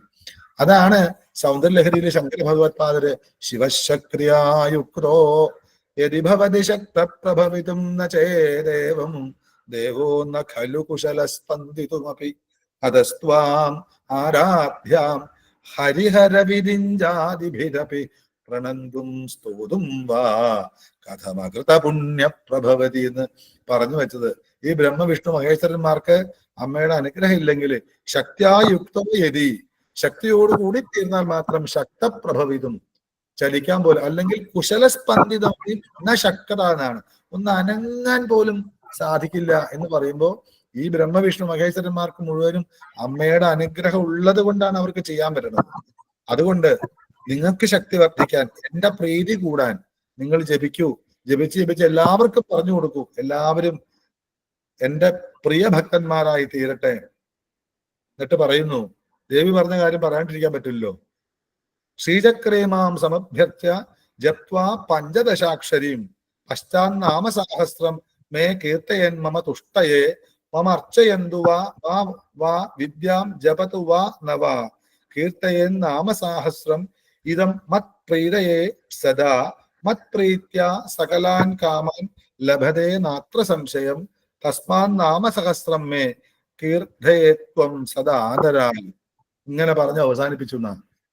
ഇതിന്റെ നിങ്ങളുടെ ശക്തിക്ക് വേണ്ടി എന്നും ഇത് ആദരവോട് കൂടിയിട്ട് നിങ്ങൾ ഇതിനെ കീർത്തിക്കുക. ശ്രീചക്ര പൂജ കഴിക്കാറുണ്ട്, അതിൽ അർച്ചന കഴിക്കാറുണ്ട്, പഞ്ചദശാക്ഷരി എന്ന ശ്രീവിദ്യാമന്ത്രം ജപിക്കാറുണ്ട്. അതൊക്കെ ജപിച്ചാലും ലളിതാ സഹസ്രനാമ സ്തോത്രവും കൂടെ ജപിച്ചാലേ അതിന്റെ പൂർണ്ണ ഫലം കിട്ടൂ. ഇനി ശ്രീചക്ര പൂജ കഴിക്കാൻ മറന്നാലും പഞ്ചദശാക്ഷരി എന്ന ശ്രീവിദ്യ ജപിക്കാൻ മറന്നാലും ലളിതാ സഹസ്രനാമ സ്തോത്രം ജപിക്കാതിരിക്കരുത്. കാരണം ഇതെല്ലാം ചെയ്യുന്നതിന് തുല്യമാണ് ഒരു പ്രാവശ്യം ലളിതാ സഹസ്രനാമ സ്തോത്രം ജപിക്കുന്നത്. അതുകൊണ്ട് കീർത്തയും നാമസാഹസ്രം, ഈ നാമസാഹസ്രം, രഹസ്യ നാമസാഹസ്രം കീർത്തിക്കൂ. മത് പ്രീതയെ, എന്റെ പ്രീതി നിങ്ങൾക്ക് കിട്ടാൻ സദാ എപ്പോഴും എന്നെല്ലാം സാക്ഷാൽ ലളിതാ പരമേശ്വരി ദേവി പറഞ്ഞതിന് ശേഷം കോടാനുകോടി ബ്രഹ്മാണ്ടങ്ങളിലേക്ക് മടങ്ങിപ്പോയ ബ്രഹ്മവിഷ്ണു മഹേശ്വരന്മാര് തന്റെ ബ്രഹ്മാണ്ടത്തെ പരിപാലിക്കാൻ ശക്തി കിട്ടുവാൻ വേണ്ടി എന്നും ഇന്നും ലളിതാ സഹസ്രനാമ സ്തോത്രം അമ്മയുടെ പാദങ്ങൾ കണ്ട് ജപിച്ചുകൊണ്ടിരിക്കുന്നു. അങ്ങനെ ജപിച്ചുകൊണ്ടിരുന്നതിന്റെ ഫലം കൊണ്ട് ബ്രഹ്മാണ്ടങ്ങൾ ഇങ്ങനെ ഓടിക്കൊണ്ടിരിക്കുന്നു. അങ്ങനെ അവിടെ നിന്നും അമ്മയുടെ സാക്ഷാൽ ലളിതാ പരമേശ്വരിയുടെ ആജ്ഞയാൽ, വാഗ്ദേവതമാരാൽ, ബ്രഹ്മവിഷ്ണു രുദ്രന്മാരിലൂടെ ശിഷ്യപ്രശിഷ്യരുടെ വന്നു ചേർന്നതാണ് നമുക്ക് ഈ ലളിതാ സഹസ്രനാമം. അതിനെ കൊല്ലാൻ പാടില്ല. അതെന്താണോ വശിന്യാദി വാഗ്ദേവതമാര് പറഞ്ഞ അങ്ങനെ തന്നെ ചൊല്ലാനും അവരുദ്ദേശിച്ച അർത്ഥം മനസ്സിലാക്കുവാനായി വാഗ്ദേവിമാരുടെ അനുഗ്രഹം ഉണ്ടാവാനും പ്രാർത്ഥിച്ചുകൊണ്ട് വേണം ഇത് തുടങ്ങാൻ എന്നുള്ളത് കൊണ്ട് ഇത് ചൊല്ലുമ്പോ അതിന്റെ ഋഷി ഛന്തോ ദേവതാ ന്യാസം മസ്റ്റാണ്. എങ്കിലേ പരമ്പരാ ബന്ധം ഉണ്ടാവും. ആ പരമ്പരാ ബന്ധത്തിന് നമ്മള് ലളിതാ സഹസ്രനാമ സ്തോത്രം ജപിക്കാൻ ഏതൊക്കെ മന്ത്രങ്ങൾ ജപിച്ചോ, ലളിതാ സഹസ്രനാമ സ്തോത്രമാണ് നമ്മുടെ വിഷയം എന്നുള്ളത് കൊണ്ട് അത് രാവിലെ കിഴക്കോട്ട്, അങ്ങനെ എല്ലാവർക്കും അറിയാവുന്ന, ഞാൻ പറയേണ്ട കാര്യമില്ല. വൈകുന്നേരം പടിഞ്ഞാട്ട്. അത് എന്തുകൊണ്ടാണെന്ന് ഇന്നൊരാൾ ചോദിച്ചാൽ, സൂര്യൻ കിഴക്കാകുമ്പോഴാണ് കിഴക്കോട്ടിരിക്കും, പടിഞ്ഞാറ്. സൂര്യൻ കിഴക്കും പോകുന്നില്ല, പടിഞ്ഞാറും പോകും, നമ്മളാ തിരിയുന്നത്. അതൊക്കെ ഒരുപാട് പറയാനുണ്ട്. അതുപോലെ സഹസ്രനാമം വിട്ടുപോകും. നമ്മൾ പറയാറുണ്ട് സന്ധ്യാവന്ദനം ചെയ്യുന്ന സമയത്ത് രാവിലെ കിഴക്കോട്ട് നിന്നുകൊണ്ടും വൈകുന്നേരം പടിഞ്ഞാട്ട് ഇരുന്നു കൊണ്ടും. എന്തിനാ വൈകുന്നേരം രാവിലെ എന്താ ഇരുന്നാ കുഴപ്പം? താൻ നിന്നാ മതി, വൈകുന്നേരം ഇരുന്നാൽ തനിക്ക് എന്താ കുഴപ്പം എന്ന് എന്നോട് ചോദിച്ചിട്ടുണ്ട്. സന്തോഷം, വൈകുന്നേരം ആകുമ്പോൾ കുറെ ജോലി കഴിഞ്ഞ് ഇരിക്കാൻ സുഖ, രാവിലെ ആകുമ്പോൾ ഒരു എക്സസൈസ് ഗുണമുണ്ടാവും എന്നൊക്കെ പറഞ്ഞ് സന്ധ്യാവന്ദനം ചെയ്തിട്ടുണ്ട്. ഞാൻ ഒരു സ്ഥലത്ത് ഒരു പ്രോഗ്രാമിന് പോയ സമയത്ത് അയ്യപ്പ തത്വം പറയാനാ പോയത്. തൃക്കാരൂര്. അത് തൃക്കാരൂരിലുള്ള ആൾക്കാരുണ്ടോന്ന് എനിക്ക് അറിയില്ല കേട്ടോ. നമ്പൂതിരിമാരാണ് മൊത്തം മുമ്പില്. എന്താ പറയേണ്ടത് ഇവരോട്? ഇവരോടൊക്കെ സയ്യപ്പദത്തും പറയാൻ എനിക്ക് വല്ല അധികാരമുണ്ടോ? ഞാൻ ഇങ്ങനെ പതുക്കെ ഒരു ചോദ്യം അങ്ങോട്ട് ചോദിച്ചു, എന്തിനാണ് പൂണൂല് ധരിക്കണത്? എന്തിനാണ് കുടുമ വയ്ക്കണത്? അച്ഛൻ പറഞ്ഞു, മുത്തശ്ശൻ പറഞ്ഞു, അമ്മ പറഞ്ഞു, ഇങ്ങനെയൊക്കെ ആയാലേ അമ്പൂരിയാവുള്ളൂ പറഞ്ഞു. ഇതാ നമുക്ക് അറിയൂ. നമുക്ക് നമ്മുടെ ശരീരത്തിലേക്ക് തന്നൊരു സാധനമാണ് പൂണൂല്. എന്താണെന്ന് എന്നോട് ചോദിച്ചാൽ 5 മണിക്കൂർ വേണം എനിക്ക് പറയാനേ. കുടുംബം എന്തിനാന്ന് ചോദിച്ചാൽ എനിക്ക് അത്ര സമയം വേണം. ശരി, എന്തിനാ പൂണൂല് ഇടണേ എന്ന് ചോദിച്ചു. എന്തിനാ കുടുംബം? അവസാനം ഒരു ഏട്ടൻ തന്നെ പറഞ്ഞുതരാം, അന്ന് തന്നെ പറഞ്ഞു തരാം എന്ന് പറഞ്ഞ് അത് പിടിച്ചിട്ടാണ് അയ്യപ്പ തത്വത്തിലേക്ക് പോയത്. അല്ലാതെ അവിടെ രക്ഷയില്ല. പൂണൂല് ഇടുന്നത് പൂണൂല് മുറിക്കാനാണ്, കുടുംബ വെക്കണത് കുടുംബ മുറിക്കാനാണ്. അത് മനസ്സിലാക്കണം. അപ്പോഴേ സന്യാസി ആവുള്ളൂ, അപ്പോഴാണ് യജ്ഞോപവീതം ആവുള്ളൂ. അപ്പൊ ഞാൻ അതുപോലെ ലളിതാ സഹസ്രനാമ സ്തോത്രത്തിന്റെ എന്ത് സംശയം ഉണ്ടെങ്കിൽ നിങ്ങൾക്ക് ചോദിക്കാം. കാരണം എനിക്കറിയില്ല, ഞാൻ നോക്കിയിട്ടെങ്കിലും പറഞ്ഞു തരും. കാരണം ഇത് എല്ലാവരും കേൾക്കണം, അറിയണം എന്നുള്ള അത്യാർത്ഥിയാണ് എനിക്ക്, വേറെ ഒരു ചിന്തയില്ല. അതുകൊണ്ട് രാവിലെ കിഴക്കോട്ട്, വൈകുന്നേരം പടിഞ്ഞാട്ട്, വടക്കോട്ടിരുന്നാൽ അത്യുത്തമം. അതെന്തുകൊണ്ടെന്നൊക്കെ പിന്നെ നമുക്ക് സമയം കിട്ടുന്ന ഇതിനിടയ്ക്ക് കിട്ടുന്ന സമയത്ത് പറയാൻ നോക്കാം. എല്ലാ മന്ത്രങ്ങളും ജപിച്ച് നല്ല ഗുരുപരമ്പര, അവനവന്റെ ഗുരുപരമ്പരയൊക്കെ വിടാതെ ഉപാസിച്ച ലളിതാ സഹസ്രനാമ സ്തോത്രം ഒരു ഗുരുവിന്റെ അടുത്ത് പോയി ഒന്നും പറഞ്ഞു തരണ്ട, ഇങ്ങനെ വേണം ജയിക്കാൻ, താൻ ജപിച്ചോളൂ എന്ന് പറഞ്ഞ് സഹസ്രനാമ പുസ്തകമെങ്കിലും കയ്യിൽ മേടിച്ചിട്ടുണ്ട് ജപിക്കാൻ തുടങ്ങാൻ. അച്ഛൻ മതി, മുത്തശ്ശൻ മതി, അമ്മാവ് മതി, അല്ലെങ്കിൽ വേറൊരു ആചാര്യം മതി. ഗുരുത്വം വേണം. കാരണം അത്രയും വലുതാണ്. വേദാന്തങ്ങളും മുഴുവൻ നിറഞ്ഞ പരമ എന്താ പറയണ്ട, അത്രയും പക്ക സാധനമാണിത്. തൊട്ടാ പൊള്ളുന്ന സാധനം. പക്ഷെ അമ്മ എന്ന് പറഞ്ഞിട്ട് നമ്മൾ അതിനെ വ്യഭിചരിക്കരുത്. അപ്പൊ അതിന് ഋഷി ഛന്തോ ദേവതാന്യാസം ഉണ്ട്. ഇപ്പൊ ഞാനിവിടെ പറഞ്ഞു വന്നാലും ഇതൊരു ഉപദേശമായിട്ടൊന്നും എടുക്കണ്ട. കാരണം ഞാൻ ഇതിലൂടെ ഇങ്ങനെ പറഞ്ഞിട്ട് എത്ര പേർക്ക് എന്താ മനസ്സിലായി എന്നറിയില്ല.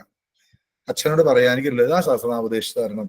ആ ഉപദേശം ചെന്ന് നിൽക്കുന്നത് അവനവന്റെ ജീവിതത്തിൽ ശ്രീവിദ്യാ മന്ത്രോപദേശത്തിലായിരിക്കും, സംശയമില്ല. അപ്പൊ ഇരിക്കൂ എന്ന് പറഞ്ഞ് അഭിവാദ്യമൊക്കെ ചെയ്ത് ഇരുന്നാൽ പിന്നെ ഛന്തസ് തൊടാന്ന് ഞാൻ നിങ്ങളെ പഠിപ്പിക്കേണ്ട കാര്യമില്ല. ഛന്തസ് തൊടുക, അതിന് വശിന്യാദി വാഗ്ദേവത ഋഷയ എന്ന് തന്നെ ചൊല്ലണം. അപ്പൊ വശിന്യാദി ഷായ ആയിരിക്കണം, സായ ആവാൻ പാടില്ല. ഇന്യ എന്ന് പറഞ്ഞാൽ ഇന്യ തന്നെ ആവണം. വാഗ്ദേവത എന്ന് പറഞ്ഞാൽ അങ്ങനെ തന്നെ വരണം. അതിപ്പോ അച്ഛനും മുത്തശ്ശനൊക്കെ ആണെങ്കിൽ നന്നാവും. സംസ്കൃതം കോളേജിലോ സ്കൂളിലോ പോയാൽ മഹാപ്രശ്നാവും. കാരണം പശിന്യാദി വാഗ്ദേവതാഹ ഋഷയ എന്നൊക്കെ പറഞ്ഞ് അബദ്ധാക്കും. ഞാൻ ഒരാളുടെ അങ്ങനെയുള്ളൊരു എന്നെ പഠിപ്പിച്ച മാഷോട് ഞാൻ ചോദിച്ചു, തന്ത്രവിദ്യാപീഠത്തിൽ മാഷ്, അദ്ദേഹം വേറൊരു ജാതികാരനായുണ്ട്. ഞാൻ പറഞ്ഞു, എനിക്ക് ഞങ്ങളൊക്കെ വേദം ചൊല്ലുമ്പോ വഴക്ക് പറയുകയാണെങ്കിൽ എന്നേ പറയാറുള്ളൂ, എന്നേ പറയാറുള്ളൂ നമ്മള്, അത് ഏഹി എന്നൊന്നും നമ്മൾ പറയില്ല എന്നൊക്കെ പറഞ്ഞ് ബഹളം വെച്ചപ്പോ ഞാനൊരു വാക്ക് പറഞ്ഞാൽ അതൊന്ന് പറഞ്ഞു തരാമോ? എന്താന്ന് വെച്ചു. ഞാൻ പറഞ്ഞു, രാഹു എന്ന് സംസ്കൃതത്തിൽ എങ്ങനെ എഴുതും? അപ്പൊ പറഞ്ഞു, രാഹു ഉകാരാന്ത പുല്ലിങ്ങാണല്ലോ, അവൻ ചൊല്ലാൻ പറഞ്ഞു. അത് ചൊല്ലില്ല, കാരണം രാഹുഹു എന്ന് പറയണം. രാഹുഹു എന്ന് പറയുന്നത് ശരിയാവില്ല. രാഹു എന്നുള്ളത് രാഹുഹു ആയി പോകും. അപ്പൊ അങ്ങനെ രാഹു വിസർഗമാണ്, വിടലാണ്, വിശേഷണ സർഗമാണത്. അത് മൂലാധാരത്തിലെ കുണ്ടലിനെ ആട്ടിച്ച് പൊക്കും ആ സാധനം. അത് നമ്പൂതിരിമാരുടെ സാധാരണ ഭാഷയ്ക്ക് പോലും മൂലാധാരേക്ക് നില ആ ബ്രഹ്മഗ്രന്ഥി വിഭേദി നടന്നുകൊണ്ടിരിക്കേണ്ട ഒരാളെ എന്ന് വിളിച്ചാലും ഇങ്ങോട്ട് വരിക എന്ന് പറയുമ്പോഴൊക്കെ ഉണ്ടാവുന്നുണ്ട്. അത് ശരിക്കും ശ്രദ്ധിച്ചോളൂ. ഇപ്പൊ രാമ രാമവൂ രാമ എന്ന് ആ വിഭക്തി മുഴുവനും ഒരു 12 രൂപ 16 രൂപ നട്ടലിലേക്ക് നോക്കിയിട്ട് ജപിച്ചു നോക്കും നിങ്ങള്.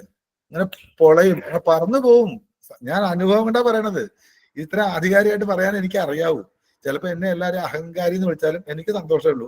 അതുകൊണ്ട് വശിന്യാദി വാഗ്ദേവത സമയം വേണം, സമയം കൊടുത്ത് അല്ലെങ്കിൽ ജപിക്കാൻ പോവരുത്. കാരണം അപകടമാണ് അത്. കാരണം 2 തലയും മൂർത്തുള്ളതാണ് ലളിതാ സഹസ്രനാമം. അക്ഷരമൊക്കെ തെറ്റിപ്പോയി കഴിഞ്ഞപ്പോ ഭക്ത ചിത്ത കേകി ഘനായ എന്നൊക്കെ പറഞ്ഞതിനകത്ത് മന്ത്രമൊക്കെ ഉണ്ട്. എന്തൊക്കെയാ ഭക്ത ചിത്ത കേ കനായ എന്നൊക്കെ ഇങ്ങോട്ട് പോവാണ്. കനാ എന്തൊരു സാധനം, അതിന്റെ അർത്ഥം പഠിച്ചില്ലെങ്കിൽ ഭക്ത ചിത്ത കേകി ഘന വരണ്ടേ.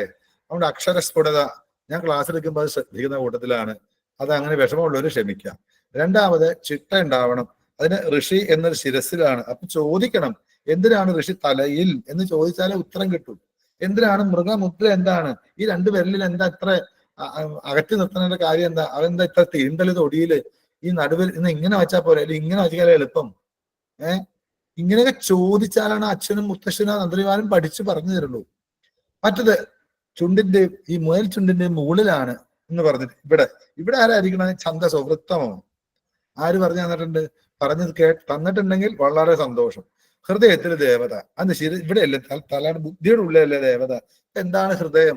ഇതൊക്കെ മനസ്സിലാക്കേണ്ടതാണ്. ഇതിലൂടെ നിങ്ങൾക്ക് പറഞ്ഞു തരാൻ ഞാൻ അധികാരിയല്ല, ചോദിച്ചു മനസ്സിലാക്കണം. അപ്പൊ അങ്ങനെ ഋഷി ഛന്തോ ദേവതാന്യാസം ചെയ്തതിന് ശേഷം കൂപ്പ് കൈകളോടെ അർത്ഥം മനസ്സിലാക്കി 4 ധ്യാന ശ്ലോകം ചൊല്ലണം. ഒരെണ്ണം പോരാ. അതിൽ പരിപൂർണമായ ശ്രീവിദ്യാഭാവം 4മത്തെ ആണെന്ന് മാത്രം. വളരെ ചെറുതും വളരെ ലളിതവും എന്നാൽ വളരെ സമഗ്രവുമായിട്ടുള്ളത്. എന്തുകൊണ്ട് 4 എണ്ണം? 4 ധ്യാനാണ്. എന്തുകൊണ്ട് 4 എന്ന് ചിന്തിക്കണം. അപ്പോഴേ നമ്മുടെ ശാസ്ത്രം വളരുള്ളൂ. അങ്ങനെ തൊഴുതുകൊണ്ട് സിന്ധു എന്നൊന്ന് ചൊല്ലരുത്. ഞാനൊരു വാക്ക് തെറ്റിയാൽ കൽപ്പുഴതമ്പുരിപ്പാട്ടിന്റെ അടി അപ്പ കിട്ടേണ്ടി കിട്ടത്ത്. മൂത്രം ഒഴിച്ചാൽ പഠിച്ചിട്ടുള്ളത് അവിടെ ഇരുന്നിട്ട്. ഒരക്ഷരം 100 പേരെന്ന് ചൊല്ലിയാലും അതിനിടയ്ക്ക് തെറ്റിക്കുന്ന ആളുടെ പേര് വിളിച്ച് വഴക്ക് പറയാറ്. അങ്ങനെ പഠിച്ചത് കൊണ്ടാണ് ഞാൻ പറയുന്നത്.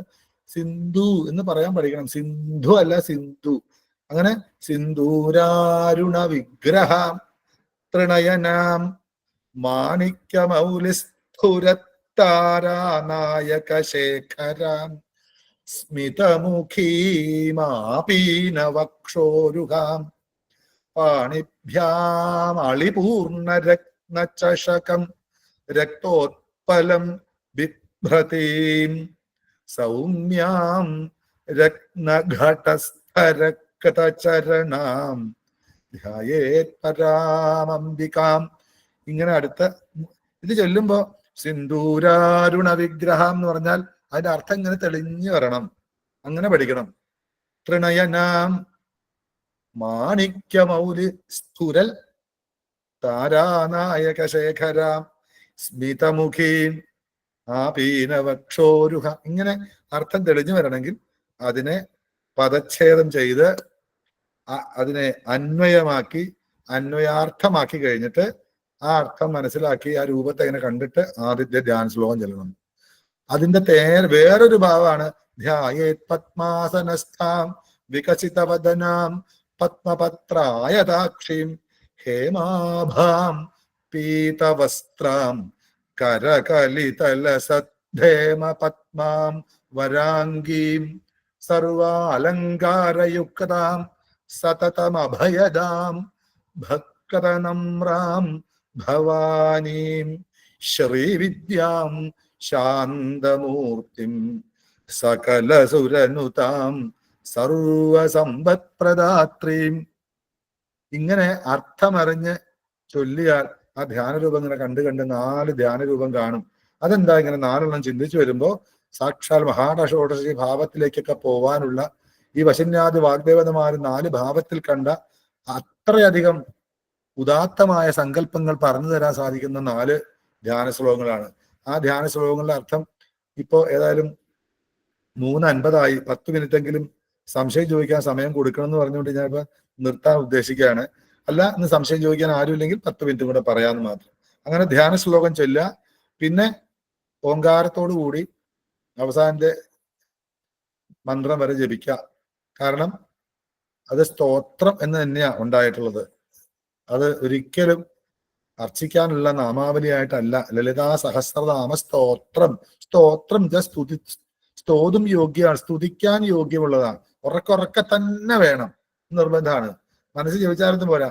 ഓം ശ്രീമാതാ ശ്രീമഹാരാജ്ഞി ശ്രീമത് സിംഹാസനേശ്വരി ചിദാഗ്നികുണ്ഡ സംഭൂത ദേവകാര്യ സമുദ്യത എന്ന അർത്ഥം മനസ്സിലാക്കി ഓരോ മന്ത്രത്തിന്റെയും ആ അർത്ഥം കണ്ട് മുഴുവൻ കാണാൻ പറ്റില്ലെങ്കിൽ അർത്ഥം ഇങ്ങനെ സ്മരിച്ച് ഇങ്ങനെ പോയിട്ട് ലളിതാംബിക എന്ന് പറയാൻ ചൊല്ലിക്കഴിഞ്ഞാൽ ലോകത്ത് ഇതിലും വലിയൊരു മഹാമന്ത്രം ഇല്ല. അങ്ങനെയുള്ള മഹാമന്ത്രത്തെ കുറിച്ചിട്ട്, പൂർണ്ണമായ മന്ത്രത്തെ കുറിച്ചിട്ട്, അമ്മ തന്നെ ഉണ്ടാക്കിയ മന്ത്രത്തെ കുറിച്ചിട്ട്, പശുന്യാദി വാഗ്ദേവതമാർ ഋഷിമാരെ മന്ത്രത്തെ കുറിച്ചിട്ട് നമ്മൾ ജപിക്കണം, പ്രാർത്ഥിക്കണം, നമ്മളെ അനുഗ്രഹിക്കാം എന്നുള്ള രീതിയിൽ നമുക്ക് വേണ്ടി അമ്മ തന്ന ഒരു മഹാനിധിയെ കുറിച്ചിട്ടാണ് പഠിക്കേണ്ടത്. അതുകൊണ്ട് അടുത്ത ക്ലാസ്സിലോട്ട് നമുക്ക് അതിന്റെ ധ്യാന ശ്ലോകം, അതിന്റെ അർത്ഥം, അതിനുശേഷം ഓരോ മന്ത്രങ്ങളും പറഞ്ഞുകൊണ്ട് മന്ത്രത്തിന്റെ സാധാരണ അർത്ഥം, അതിൽ ഉള്ളർത്ഥം, എങ്ങനെയൊക്കെ ചിന്തിക്കാം എന്നൊക്കെ അറിഞ്ഞു പോകുമ്പോൾ അതിന്റെ അക്ഷരസ്ഫുടത, തെറ്റ് വരുന്ന ഭാഗങ്ങള്, ഓരോ അച്ചടി പശയിലും ഓരോരോ പുസ്തകത്തിലും എവിടെയൊക്കെ തെറ്റുകൾ വന്നിട്ടുണ്ട്, ഇതെല്ലാം അറിഞ്ഞു പോയാൽ ഒരു കുറവില്ലാത്ത ഒരു സഹസ്രനാമം നമുക്ക് നമ്മുടെ മനസ്സിലുണ്ടാക്കാൻ പറ്റും. ആര് വന്ന് ചോദിച്ചാലും ഒരു വിഷമമില്ലാതെ പറഞ്ഞു കൊടുക്കാൻ സാധിക്കും. അതിനായിട്ട് ഈ ലളിതാ സഹസ്രനാമ സ്തോത്ര ഈ പഠനം പ്രയോജനപ്പെട്ട, വെറുതെ ഞാൻ ഇരുന്ന് കുറെ മന്ത്രം ചൊല്ലി അർത്ഥം പറയുന്നതിൽ കാര്യമില്ല. ഒരു കാര്യം ഉറപ്പിച്ചു പറയാം, കേരളത്തിലെ നമ്പൂതിരി സമുദായം, ബ്രാഹ്മണ സമുദായം പൂർണ്ണമായിട്ടും ഇന്നും ആചാര്യഭാവത്തിൽ തന്നെയാണ് ജനങ്ങളുടെ മനസ്സിൽ.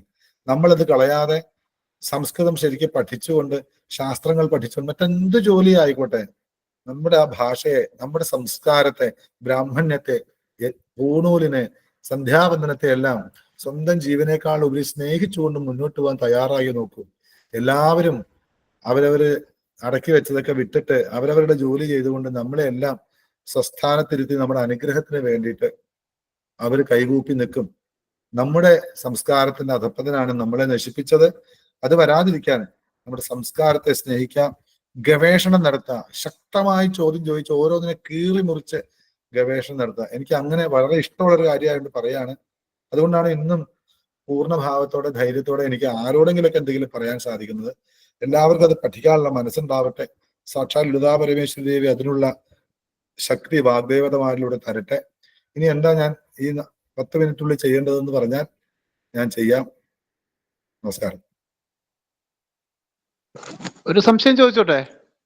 ഓ, ഇതില് ന്യാസം ഇല്ലേ? ഇപ്പൊ ഇതില് ഈ ശക്തി കൂടേരി, കീലകം അങ്ങനെയൊക്കെ കണ്ടിട്ടുണ്ടല്ലോ, അതിനെ കുറിച്ചൊന്ന് പറഞ്ഞുതരാമോ? ഇത് ലളിതാ സഹസ്രനാമ സ്തോത്രം ചെവിയിലൂടെ ഉപദേശിക്കേണ്ടതാണ്. ഒരു വിഷയം അതാണ്. കാരണം ഇതെല്ലാം പറഞ്ഞു കൊടുത്തിട്ട് സാക്ഷാൽ മിനിമം പഞ്ചദശിയും കൂടെ ഉപദേശിക്കണം. പഞ്ചദശി ഉപദേശിക്കണമെങ്കിൽ ഇഷ്ടദേവതാ മന്ത്രവും പരദേവതാ മന്ത്രവും പിന്നെ പഞ്ചാക്ഷരവും അഷ്ടാക്ഷരവും ഒക്കെ അക്ഷരലക്ഷം ജപിച്ച്, പിന്നെ ഗണപതിയും മഹാഗണപതിയും പിന്നെ ശക്തി പഞ്ചാക്ഷരവും ബാലാത്രക്ഷരിയും ബാലാഷടക്ഷരിയും നവാക്ഷരിയും വാരാഹിയും പ്രത്യങ്കരയും നരസിംഹവും ഒക്കെ ജപിച്ച് സ്ഫുടം വന്ന് ക്ലിയർ ആയിട്ട് മാത്രമാണ് പഞ്ചദശി ചിലപ്പോ കിട്ടും. അങ്ങനെ പഞ്ചദശി കിട്ടുന്ന സമയത്ത് ഇത് ജപിച്ചോളൂ എന്ന് പറയുമ്പോൾ മാത്രം ആ ആചാര്യം പറഞ്ഞു കൊടുക്കേണ്ടതാണ് കൂടം, കീലകം എന്ന് പറയുന്ന സാധനം. ഇപ്പോ ഇതിനകത്ത് എവിടെയെങ്കിലും പറഞ്ഞിട്ടുണ്ടോ? എന്റെ ഈ പുസ്തകത്തിലില്ല. അങ്ങനെ എന്താ ഇതിനകത്ത് പറഞ്ഞിട്ട്? ഞാനത് പാടില്ല എന്നേ പറയാറുള്ളത്. നമ്മുടെ കൈ കൊണ്ട് നമ്മുടെ എവിടെയെങ്കിലും സ്പർശിച്ചാൽ അതൊരു സ്പർശനാണ്. മന്ത്രമയമാണെങ്കിൽ ഇപ്പോ ഏതെങ്കിലും ഓം എന്നൊരു മന്ത്രം ചുമ്മാ എടുക്കാം. ഇപ്പൊ ഓം ശക്തി, പിന്നെന്താ ഓം കീലകം, പിന്നെന്താ, എന്താണ് അതിനകത്ത് പറഞ്ഞിരിക്കുന്നത്? അതിലെന്താ പുസ്തകത്തിൽ എന്താ? കീലകം അല്ലെ, ശക്തി, പിന്നെ അത് ഞാൻ പുസ്തകന്റെ കയ്യിലില്ല, ഓർമ്മ എന്ന് പറഞ്ഞ ശക്തി കൂടേരി കീലകം. ശക്തി കൂടേരി കീലകം. അപ്പൊ ശക്തി കൂടെ എന്താന്ന് പഠിപ്പിക്കണ്ടേ? ശക്തി കൂടെ ഏകതാപന്നകട്യ അധോഭാഗധാരിണി. ദേവിയുടെ അരക്കെട്ട് മുതൽ താഴോട്ടുള്ളതാണ് ശക്തികൂടം. അങ്ങനെയല്ലേ? വാഗ്ഭവകൂടം മുഖത്താണ്, മധ്യകൂടം കണ്ഠാതക്കടിപര്യന്ത മധ്യകൂട സ്വരൂപിണി. അപ്പോ ഈ മുഖം എന്ന് പറയുന്നത് ആണ് വാഗ്ഭവകൂടം. അപ്പോഴാണ് എന്താണ് വാഗ്ഭവം, എന്താണ് വാഗ്ഭവം, എന്താണ് കൂടം എന്നറിയാതെ വെറുതെ ഒരു കുത്തിക്കിട്ട് കാര്യമില്ല. ശരിക്ക് പറഞ്ഞാല് കീലകം എന്ന് പറയുന്നത് പൊക്കിളിലാണ്, ശക്തി എന്ന് പറയുന്ന അവരവരുടെ യോനിലിംഗ ഭാഗത്താണ്.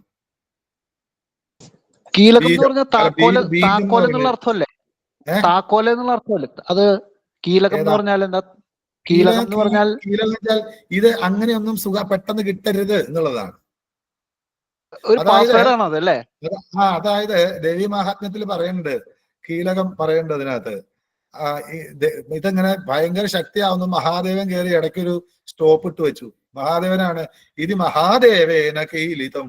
മഹാദേവൻ അങ്ങനെ ഇവിടെ പോണ്ട എന്ന് പറഞ്ഞിട്ട് ദേവി മഹാത്മ്യം പറഞ്ഞിട്ടുണ്ട്. കാരണം ഭയങ്കര, കാരണം AK-47 ഒന്നുമല്ല, ആറ്റം ബോംബ് അതിന് സാധനം വെറുതെ എടുത്ത് പ്രയോഗിക്കാതിരിക്കാൻ ശിവന്റെ അനുഗ്രഹം ഇല്ലാതെ ദേവി മഹാത്മ്യത്തിന് ഫലം കിട്ടില്ല. അത് ഭഗവതി തന്നെ ശിവനെ കൊണ്ട് പറയിപ്പിക്കുകയാണ്.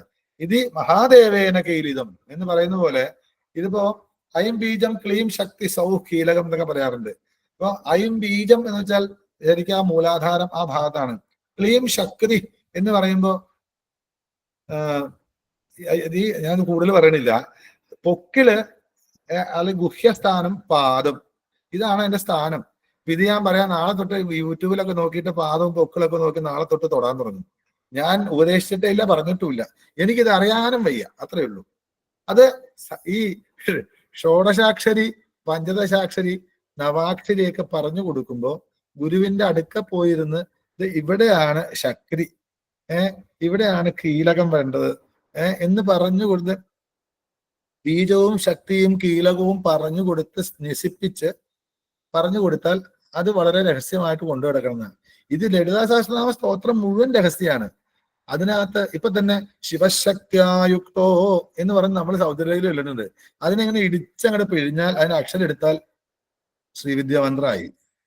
അത് പറയാൻ പറ്റില്ല. അതിന്റെ ഉള്ളിൽ ഇപ്പൊ ശിവ എന്ന് പറഞ്ഞ് ശക്തി എന്നൊക്കെ പറഞ്ഞിട്ടാൽ ഓരോ ബീജാക്ഷരാ. അതങ്ങനെ എടുത്ത് കിറക്കി ഇറക്കി പിടിച്ചു വെച്ചാൽ ശരിക്കും 16 അക്ഷരമുള്ള അല്ലെങ്കിൽ 15 അക്ഷരമുള്ള ശ്രീവിദ്യയായിട്ട് മാറും. അത് ആർക്കും മനസ്സിലായിട്ടില്ല. ഇതുപോലെ എന്താ പറയണ്ട, ഈ സൂത്രവിദ്യ എന്ന് പറയുന്ന സാധനം എന്താ ഭയങ്കരമായിട്ട് കൊടുത്തു വച്ചിട്ടുണ്ട്. എന്നാലും ഞാൻ പറയുകയാണെങ്കിൽ ഇതൊന്നുമില്ലാതെ ഇതെന്തായാലും ചൊല്ലണം. അതിന് കാരണം എന്താ വെച്ചാൽ പശുന്യാദി വാഗ്ദേവതമാരെ ഓർക്കാതിരിക്കുന്നത് ശരിയാവില്ല. അത് കുരുത്തക്കേടാണ്. ഇത് ഛന്ദസ് വെച്ച മീറ്ററാണ്. എങ്ങനെയാണ് എന്റെ വൈബ്രേഷൻ, എത്ര അക്ഷരം. ഇപ്പൊ അനുഷ്ടുപ്പാണ്, അത് നാവിലാണ് തൊടേണ്ടത്. നാവിൽ തൊടാൻ പറ്റില്ല, തൊട്ടാൽ ഇച്ചിലാവും, അല്ലെങ്കിൽ അത് സുഖാവില്ല.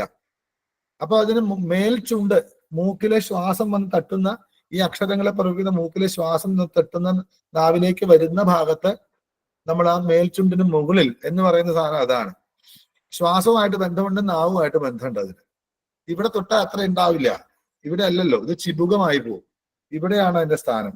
അതുകൊണ്ട് വൃത്തം ഞാൻ ചൊല്ലാൻ പോകുന്നതിന്റെ വൈബ്രേഷൻ തരംഗം ഇതാണ് എന്ന് ഞാൻ മനസ്സിലാക്കാനാ. അല്ലാതെ ഛന്ദസ് ഇങ്ങനെ വാളി ഷോൽ എടുത്തൊന്നും വരില്ല. പശുന്യാദി വാഗ്ദേവതമാരും വരില്ല. പശുന്യാദി വാഗ്ദേവതമാർ ഇവിടെ സ്ഥിതി ചെയ്യണം. വാക്കിന്റെ ഇവിടെ ആ മീറ്റർ ആണ് ഞാൻ ചൊല്ലാൻ പോകുന്നത്. എനിക്ക് അപ്പൊ അനുഷ്ടും വൃത്തം എന്താന്ന് പഠിച്ചവൻ മാത്രമേ ലളിതാ സഹസ്രനാമം ചൊല്ലാൻ അധികാരി ആവൂ. അപ്പൊ ആർക്കറിയാം അനുഷ്ടുപ്പ് ചോദിച്ചാൽ. പിന്നെ ദേവത ഹൃദയം എന്നുള്ള ഭാവത്തിലാണ് ഹൃദയം എന്ന് പറയുന്നത്. അത് ശരീരത്തിലെ അനാഹൃത ചക്രന്നോ അല്ലെങ്കിൽ ഇതിന്റെ ഏറ്റവും മധ്യം ബിന്ദു എന്ന് പറയുന്ന ഹൃദയപത്മം, ചെറിയ ഹൃദയപത്മം ഇവിടെയാണ്. അത് പറഞ്ഞാൽ ആകെ കൺഫ്യൂഷൻ ആവും. അപ്പൊ ഹൃദയത്തിൽ ഇവിടെ, അപ്പൊ ഋഷി ഛന്തോ ദേവതാന്യാസം. പിന്നെ അല്ലെങ്കിൽ ചെയ്യേണ്ടത് ഇതൊന്നുമില്ല, അഭിവാദ്യം ചെയ്ത് അട്ടകം പിടിച്ച് ഗുരുവന്ദനം ചെയ്ത് അതിൻ്റെതായ അസ്ത്രമന്ത്രം കൊണ്ട് കരതല പ്രക്ഷാളനം ചെയ്ത് അതാ മന്ത്രം കൊണ്ട് മൂലമന്ത്രം കൊണ്ട് കരതല വ്യാപകം ചെയ്ത് ആ താളത്രയാത് ദശബന്ധനവും അഗ്നിപ്രാകാര സൃഷ്ടിയും ചെയ്ത് പ്രണവം കൊണ്ട് പ്രാണായം ചെയ്ത് പഞ്ചദശാക്ഷരി കൊണ്ട് പ്രാണായം ചെയ്ത് അതിന്റെ വ്യാപകം ചെയ്ത് അതിന്റെ അംഗം ചെയ്ത് അങ്ങോട്ട് പോകും. അങ്ങനെ പോകുമ്പം അപ്പോഴും ഈ കീലമൊന്നും ഞാൻ പഠിച്ചിട്ടില്ല. ഇതൊരു താന്ത്രികമായ കവളമാർഗ സമ്പ്രദായത്തിലാണ്, പരദേശ സമ്പ്രദായത്തിലാണ് ഈ ഐം ശക്തി ക്ലീം ശക്തി ക്ലൂം ശക്തി എന്നൊക്കെ പറഞ്ഞുള്ള പരിപാടിയുള്ളത്. അതൊന്നും വേണമെന്ന്, അതൊക്കെ ഏറ്റവും കൂടുതൽ നമ്മളെ കഷ്ടപ്പെടുത്തിയത് പഞ്ചാംഗ പുസ്തകശാലയാണ്. എനിക്ക് ദേഷ്യമുണ്ട് അവരോട്. ഇതെല്ലാം അച്ചടിച്ചു വിട്ട് എല്ലാവരും. ഞാൻ ആരോട് ചോദിച്ചു അങ്ങയുടെ ഗുരു ആരാ എന്ന് ചോദിച്ചപ്പോ കക്കാടാണ്. ഓ, കക്കാടിന്റെ ശിഷ്യനാണോ? അല്ല, ഞാൻ സപരിവാരം പുസ്തകമാണ് എന്റെ ഗുരു. സപരിവാരം പുസ്തകം കക്കാട് എഴുതിയ ഗുരു, അങ്ങനെ ശരിയാവില്ല. അതുകൊണ്ട് ഞാൻ അധികം പറയാറില്ല. എന്തായാലും ഛന്ദസ് തൊട, അമ്മയെ ആ 4 ധ്യാന ശ്ലോക പ്രകാരം ധ്യാനിക്കുക. അവസാനം ആ ശ്രീവിദ്യയിൽ വന്നെത്തും.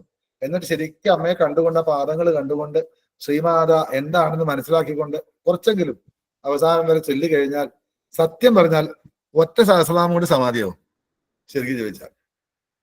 അപ്പൊ എനിക്ക് ഇങ്ങനെയൊക്കെ അറിയാവുള്ളൂ. ഇത് പൊട്ട ബുദ്ധിയായിരിക്കാം.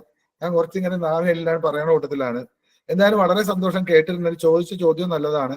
അടുത്ത ദിവസം ഈ എന്താ പറയണ്ടേ അതിന്റെ ധ്യാന ശ്ലോകത്തിലേക്ക് കടക്കാം.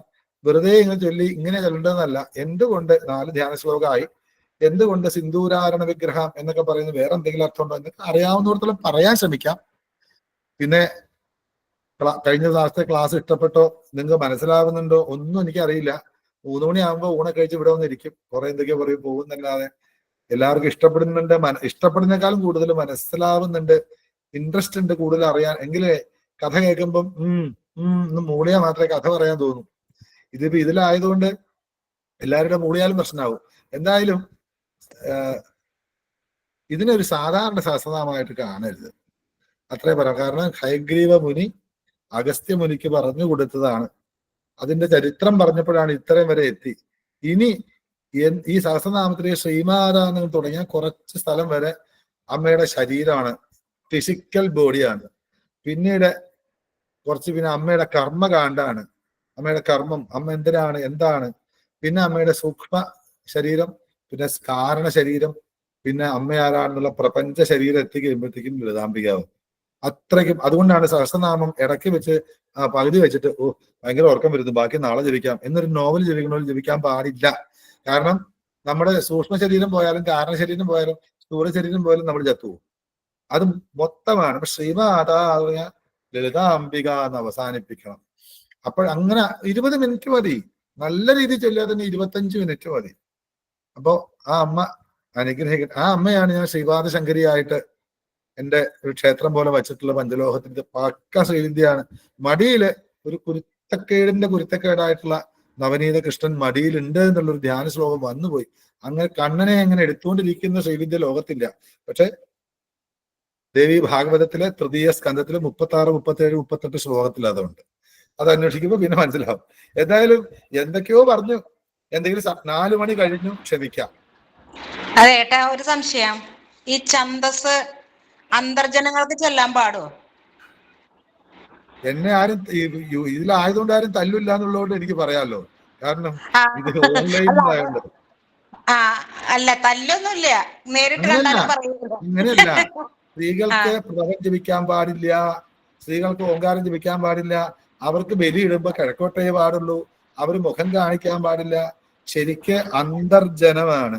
അവരുടെ ശരിയായ ഭാവം അന്തർമുഖാശക്തിരേവ വിദ്യ എന്നുള്ളതാണ്. അകത്തേക്ക് നോക്കാൻ മാത്രം പ്രാപ്തരാക്കി സ്ത്രീകൾ അതിനുവേണ്ടി മാത്രം ഇരുത്തി അവരുടെ ശക്തി കൊണ്ട് നമ്പൂരാർക്ക് ജീവിക്കാൻ വേണ്ടിയിട്ട് പറഞ്ഞത് അന്തർജനം. ഒരു സംശയം വേണ്ട. പുരാ കൽപ്പേതു നാരീണാം, പണ്ടുള്ള കൽപ്പങ്ങളിലാകട്ടെ നാരീണാം സ്ത്രീകൾക്ക് മൗഞ്ചി ബന്ധനമിഷ്യത് പൂണൂലു ധരിക്കണമായിരുന്നു. അധ്യാപനന്തു വേദാനാം, വേദം പഠിപ്പിക്കണമായിരുന്നു, പഠിക്കാൻ പറ്റില്ലല്ലോ. സാവിത്രി വചനം സ്തഥ, സവിതൃ ഗായത്രി ജപിക്കണമായിരുന്നു. യമസ്മൃതി എഴുതി വെച്ചോ, ഒരു കാലത്തെ സ്മൃതിയാണ്. നാജസ്തു പൂജ്യന്തേ രമന്തേ തത്ര ദേവത. സ്ത്രീകളെ എവിടെ പൂജിക്കുന്നു അവിടെ ദേവതമാർ വിളയാടുന്ന. ഒരു ദേവതയെ പോലും പൂജിക്കാതെ, ഛന്ദസ്സിൽ തൊടാൻ പറ്റാതെ, മിണ്ടാതെ, മാറും മറയ്ക്കാതെ അവിടെ ഒളിഞ്ഞിരിക്കുന്ന ഇവരെ എങ്ങനെയിട്ട് പൂജിക്കാനാ? എവിടെ പൂജിക്കാൻ? കിട്ടിയിട്ട് വേണ്ടേ? നാരീ ശക്തിയാണ് വലുത്. അമ്മ ഇല്ലെങ്കിൽ ശിവനുമില്ല, വിഷ്ണുവില്ല, ബ്രഹ്മാവില്ല, ഒരാളുമില്ല. It's the power. കാരണം ശരിക്ക് 64 തന്ത്രവും ഇന്ന് ഭാരതത്തിൽ പൂർണ്ണമായിട്ടും ചെയ്ത് പ്രാപ്തമാക്കിയത് ശ്രീരാമകൃഷ്ണ പരമഹംസരാണ്. ഗുരു ഭൈരവി ബ്രാഹ്മണിയാണ്. അതുപോലെ തന്നെ അഹം രുദ്രേവി എന്ന് പറഞ്ഞിട്ട് ഋഗ്വേദത്തിൽ ഒരു ആംഭ്രണി സൂക്തമുണ്ട്. ആംഭ്രണ മഹർഷിയുടെ പത്നി സ്വയം ഭഗവതിയായി തീർന്ന് അറിയാതെ ചൊല്ലിപ്പോയ ഋഗ്വേദ സൂക്തം നമ്പൂരിമാര് ഗംഭീരമായിട്ട് ദേവീ സൂക്തമായിട്ട് അർച്ചന ചെയ്യാറുണ്ട്. ഇത് മാറ്റി നിർത്തിയത് കുതിരയ്ക്ക് കൊണ്ടു കിടത്താൽ കുഴപ്പമാവും എന്നുള്ളതുകൊണ്ട് തന്നെയാണ്. സ്ത്രീകൾക്ക് ഞങ്ങൾ തൊട്ടാൽ നമ്മുടെയൊക്കെ കാര്യം കഷ്ടവും. അതുകൊണ്ട്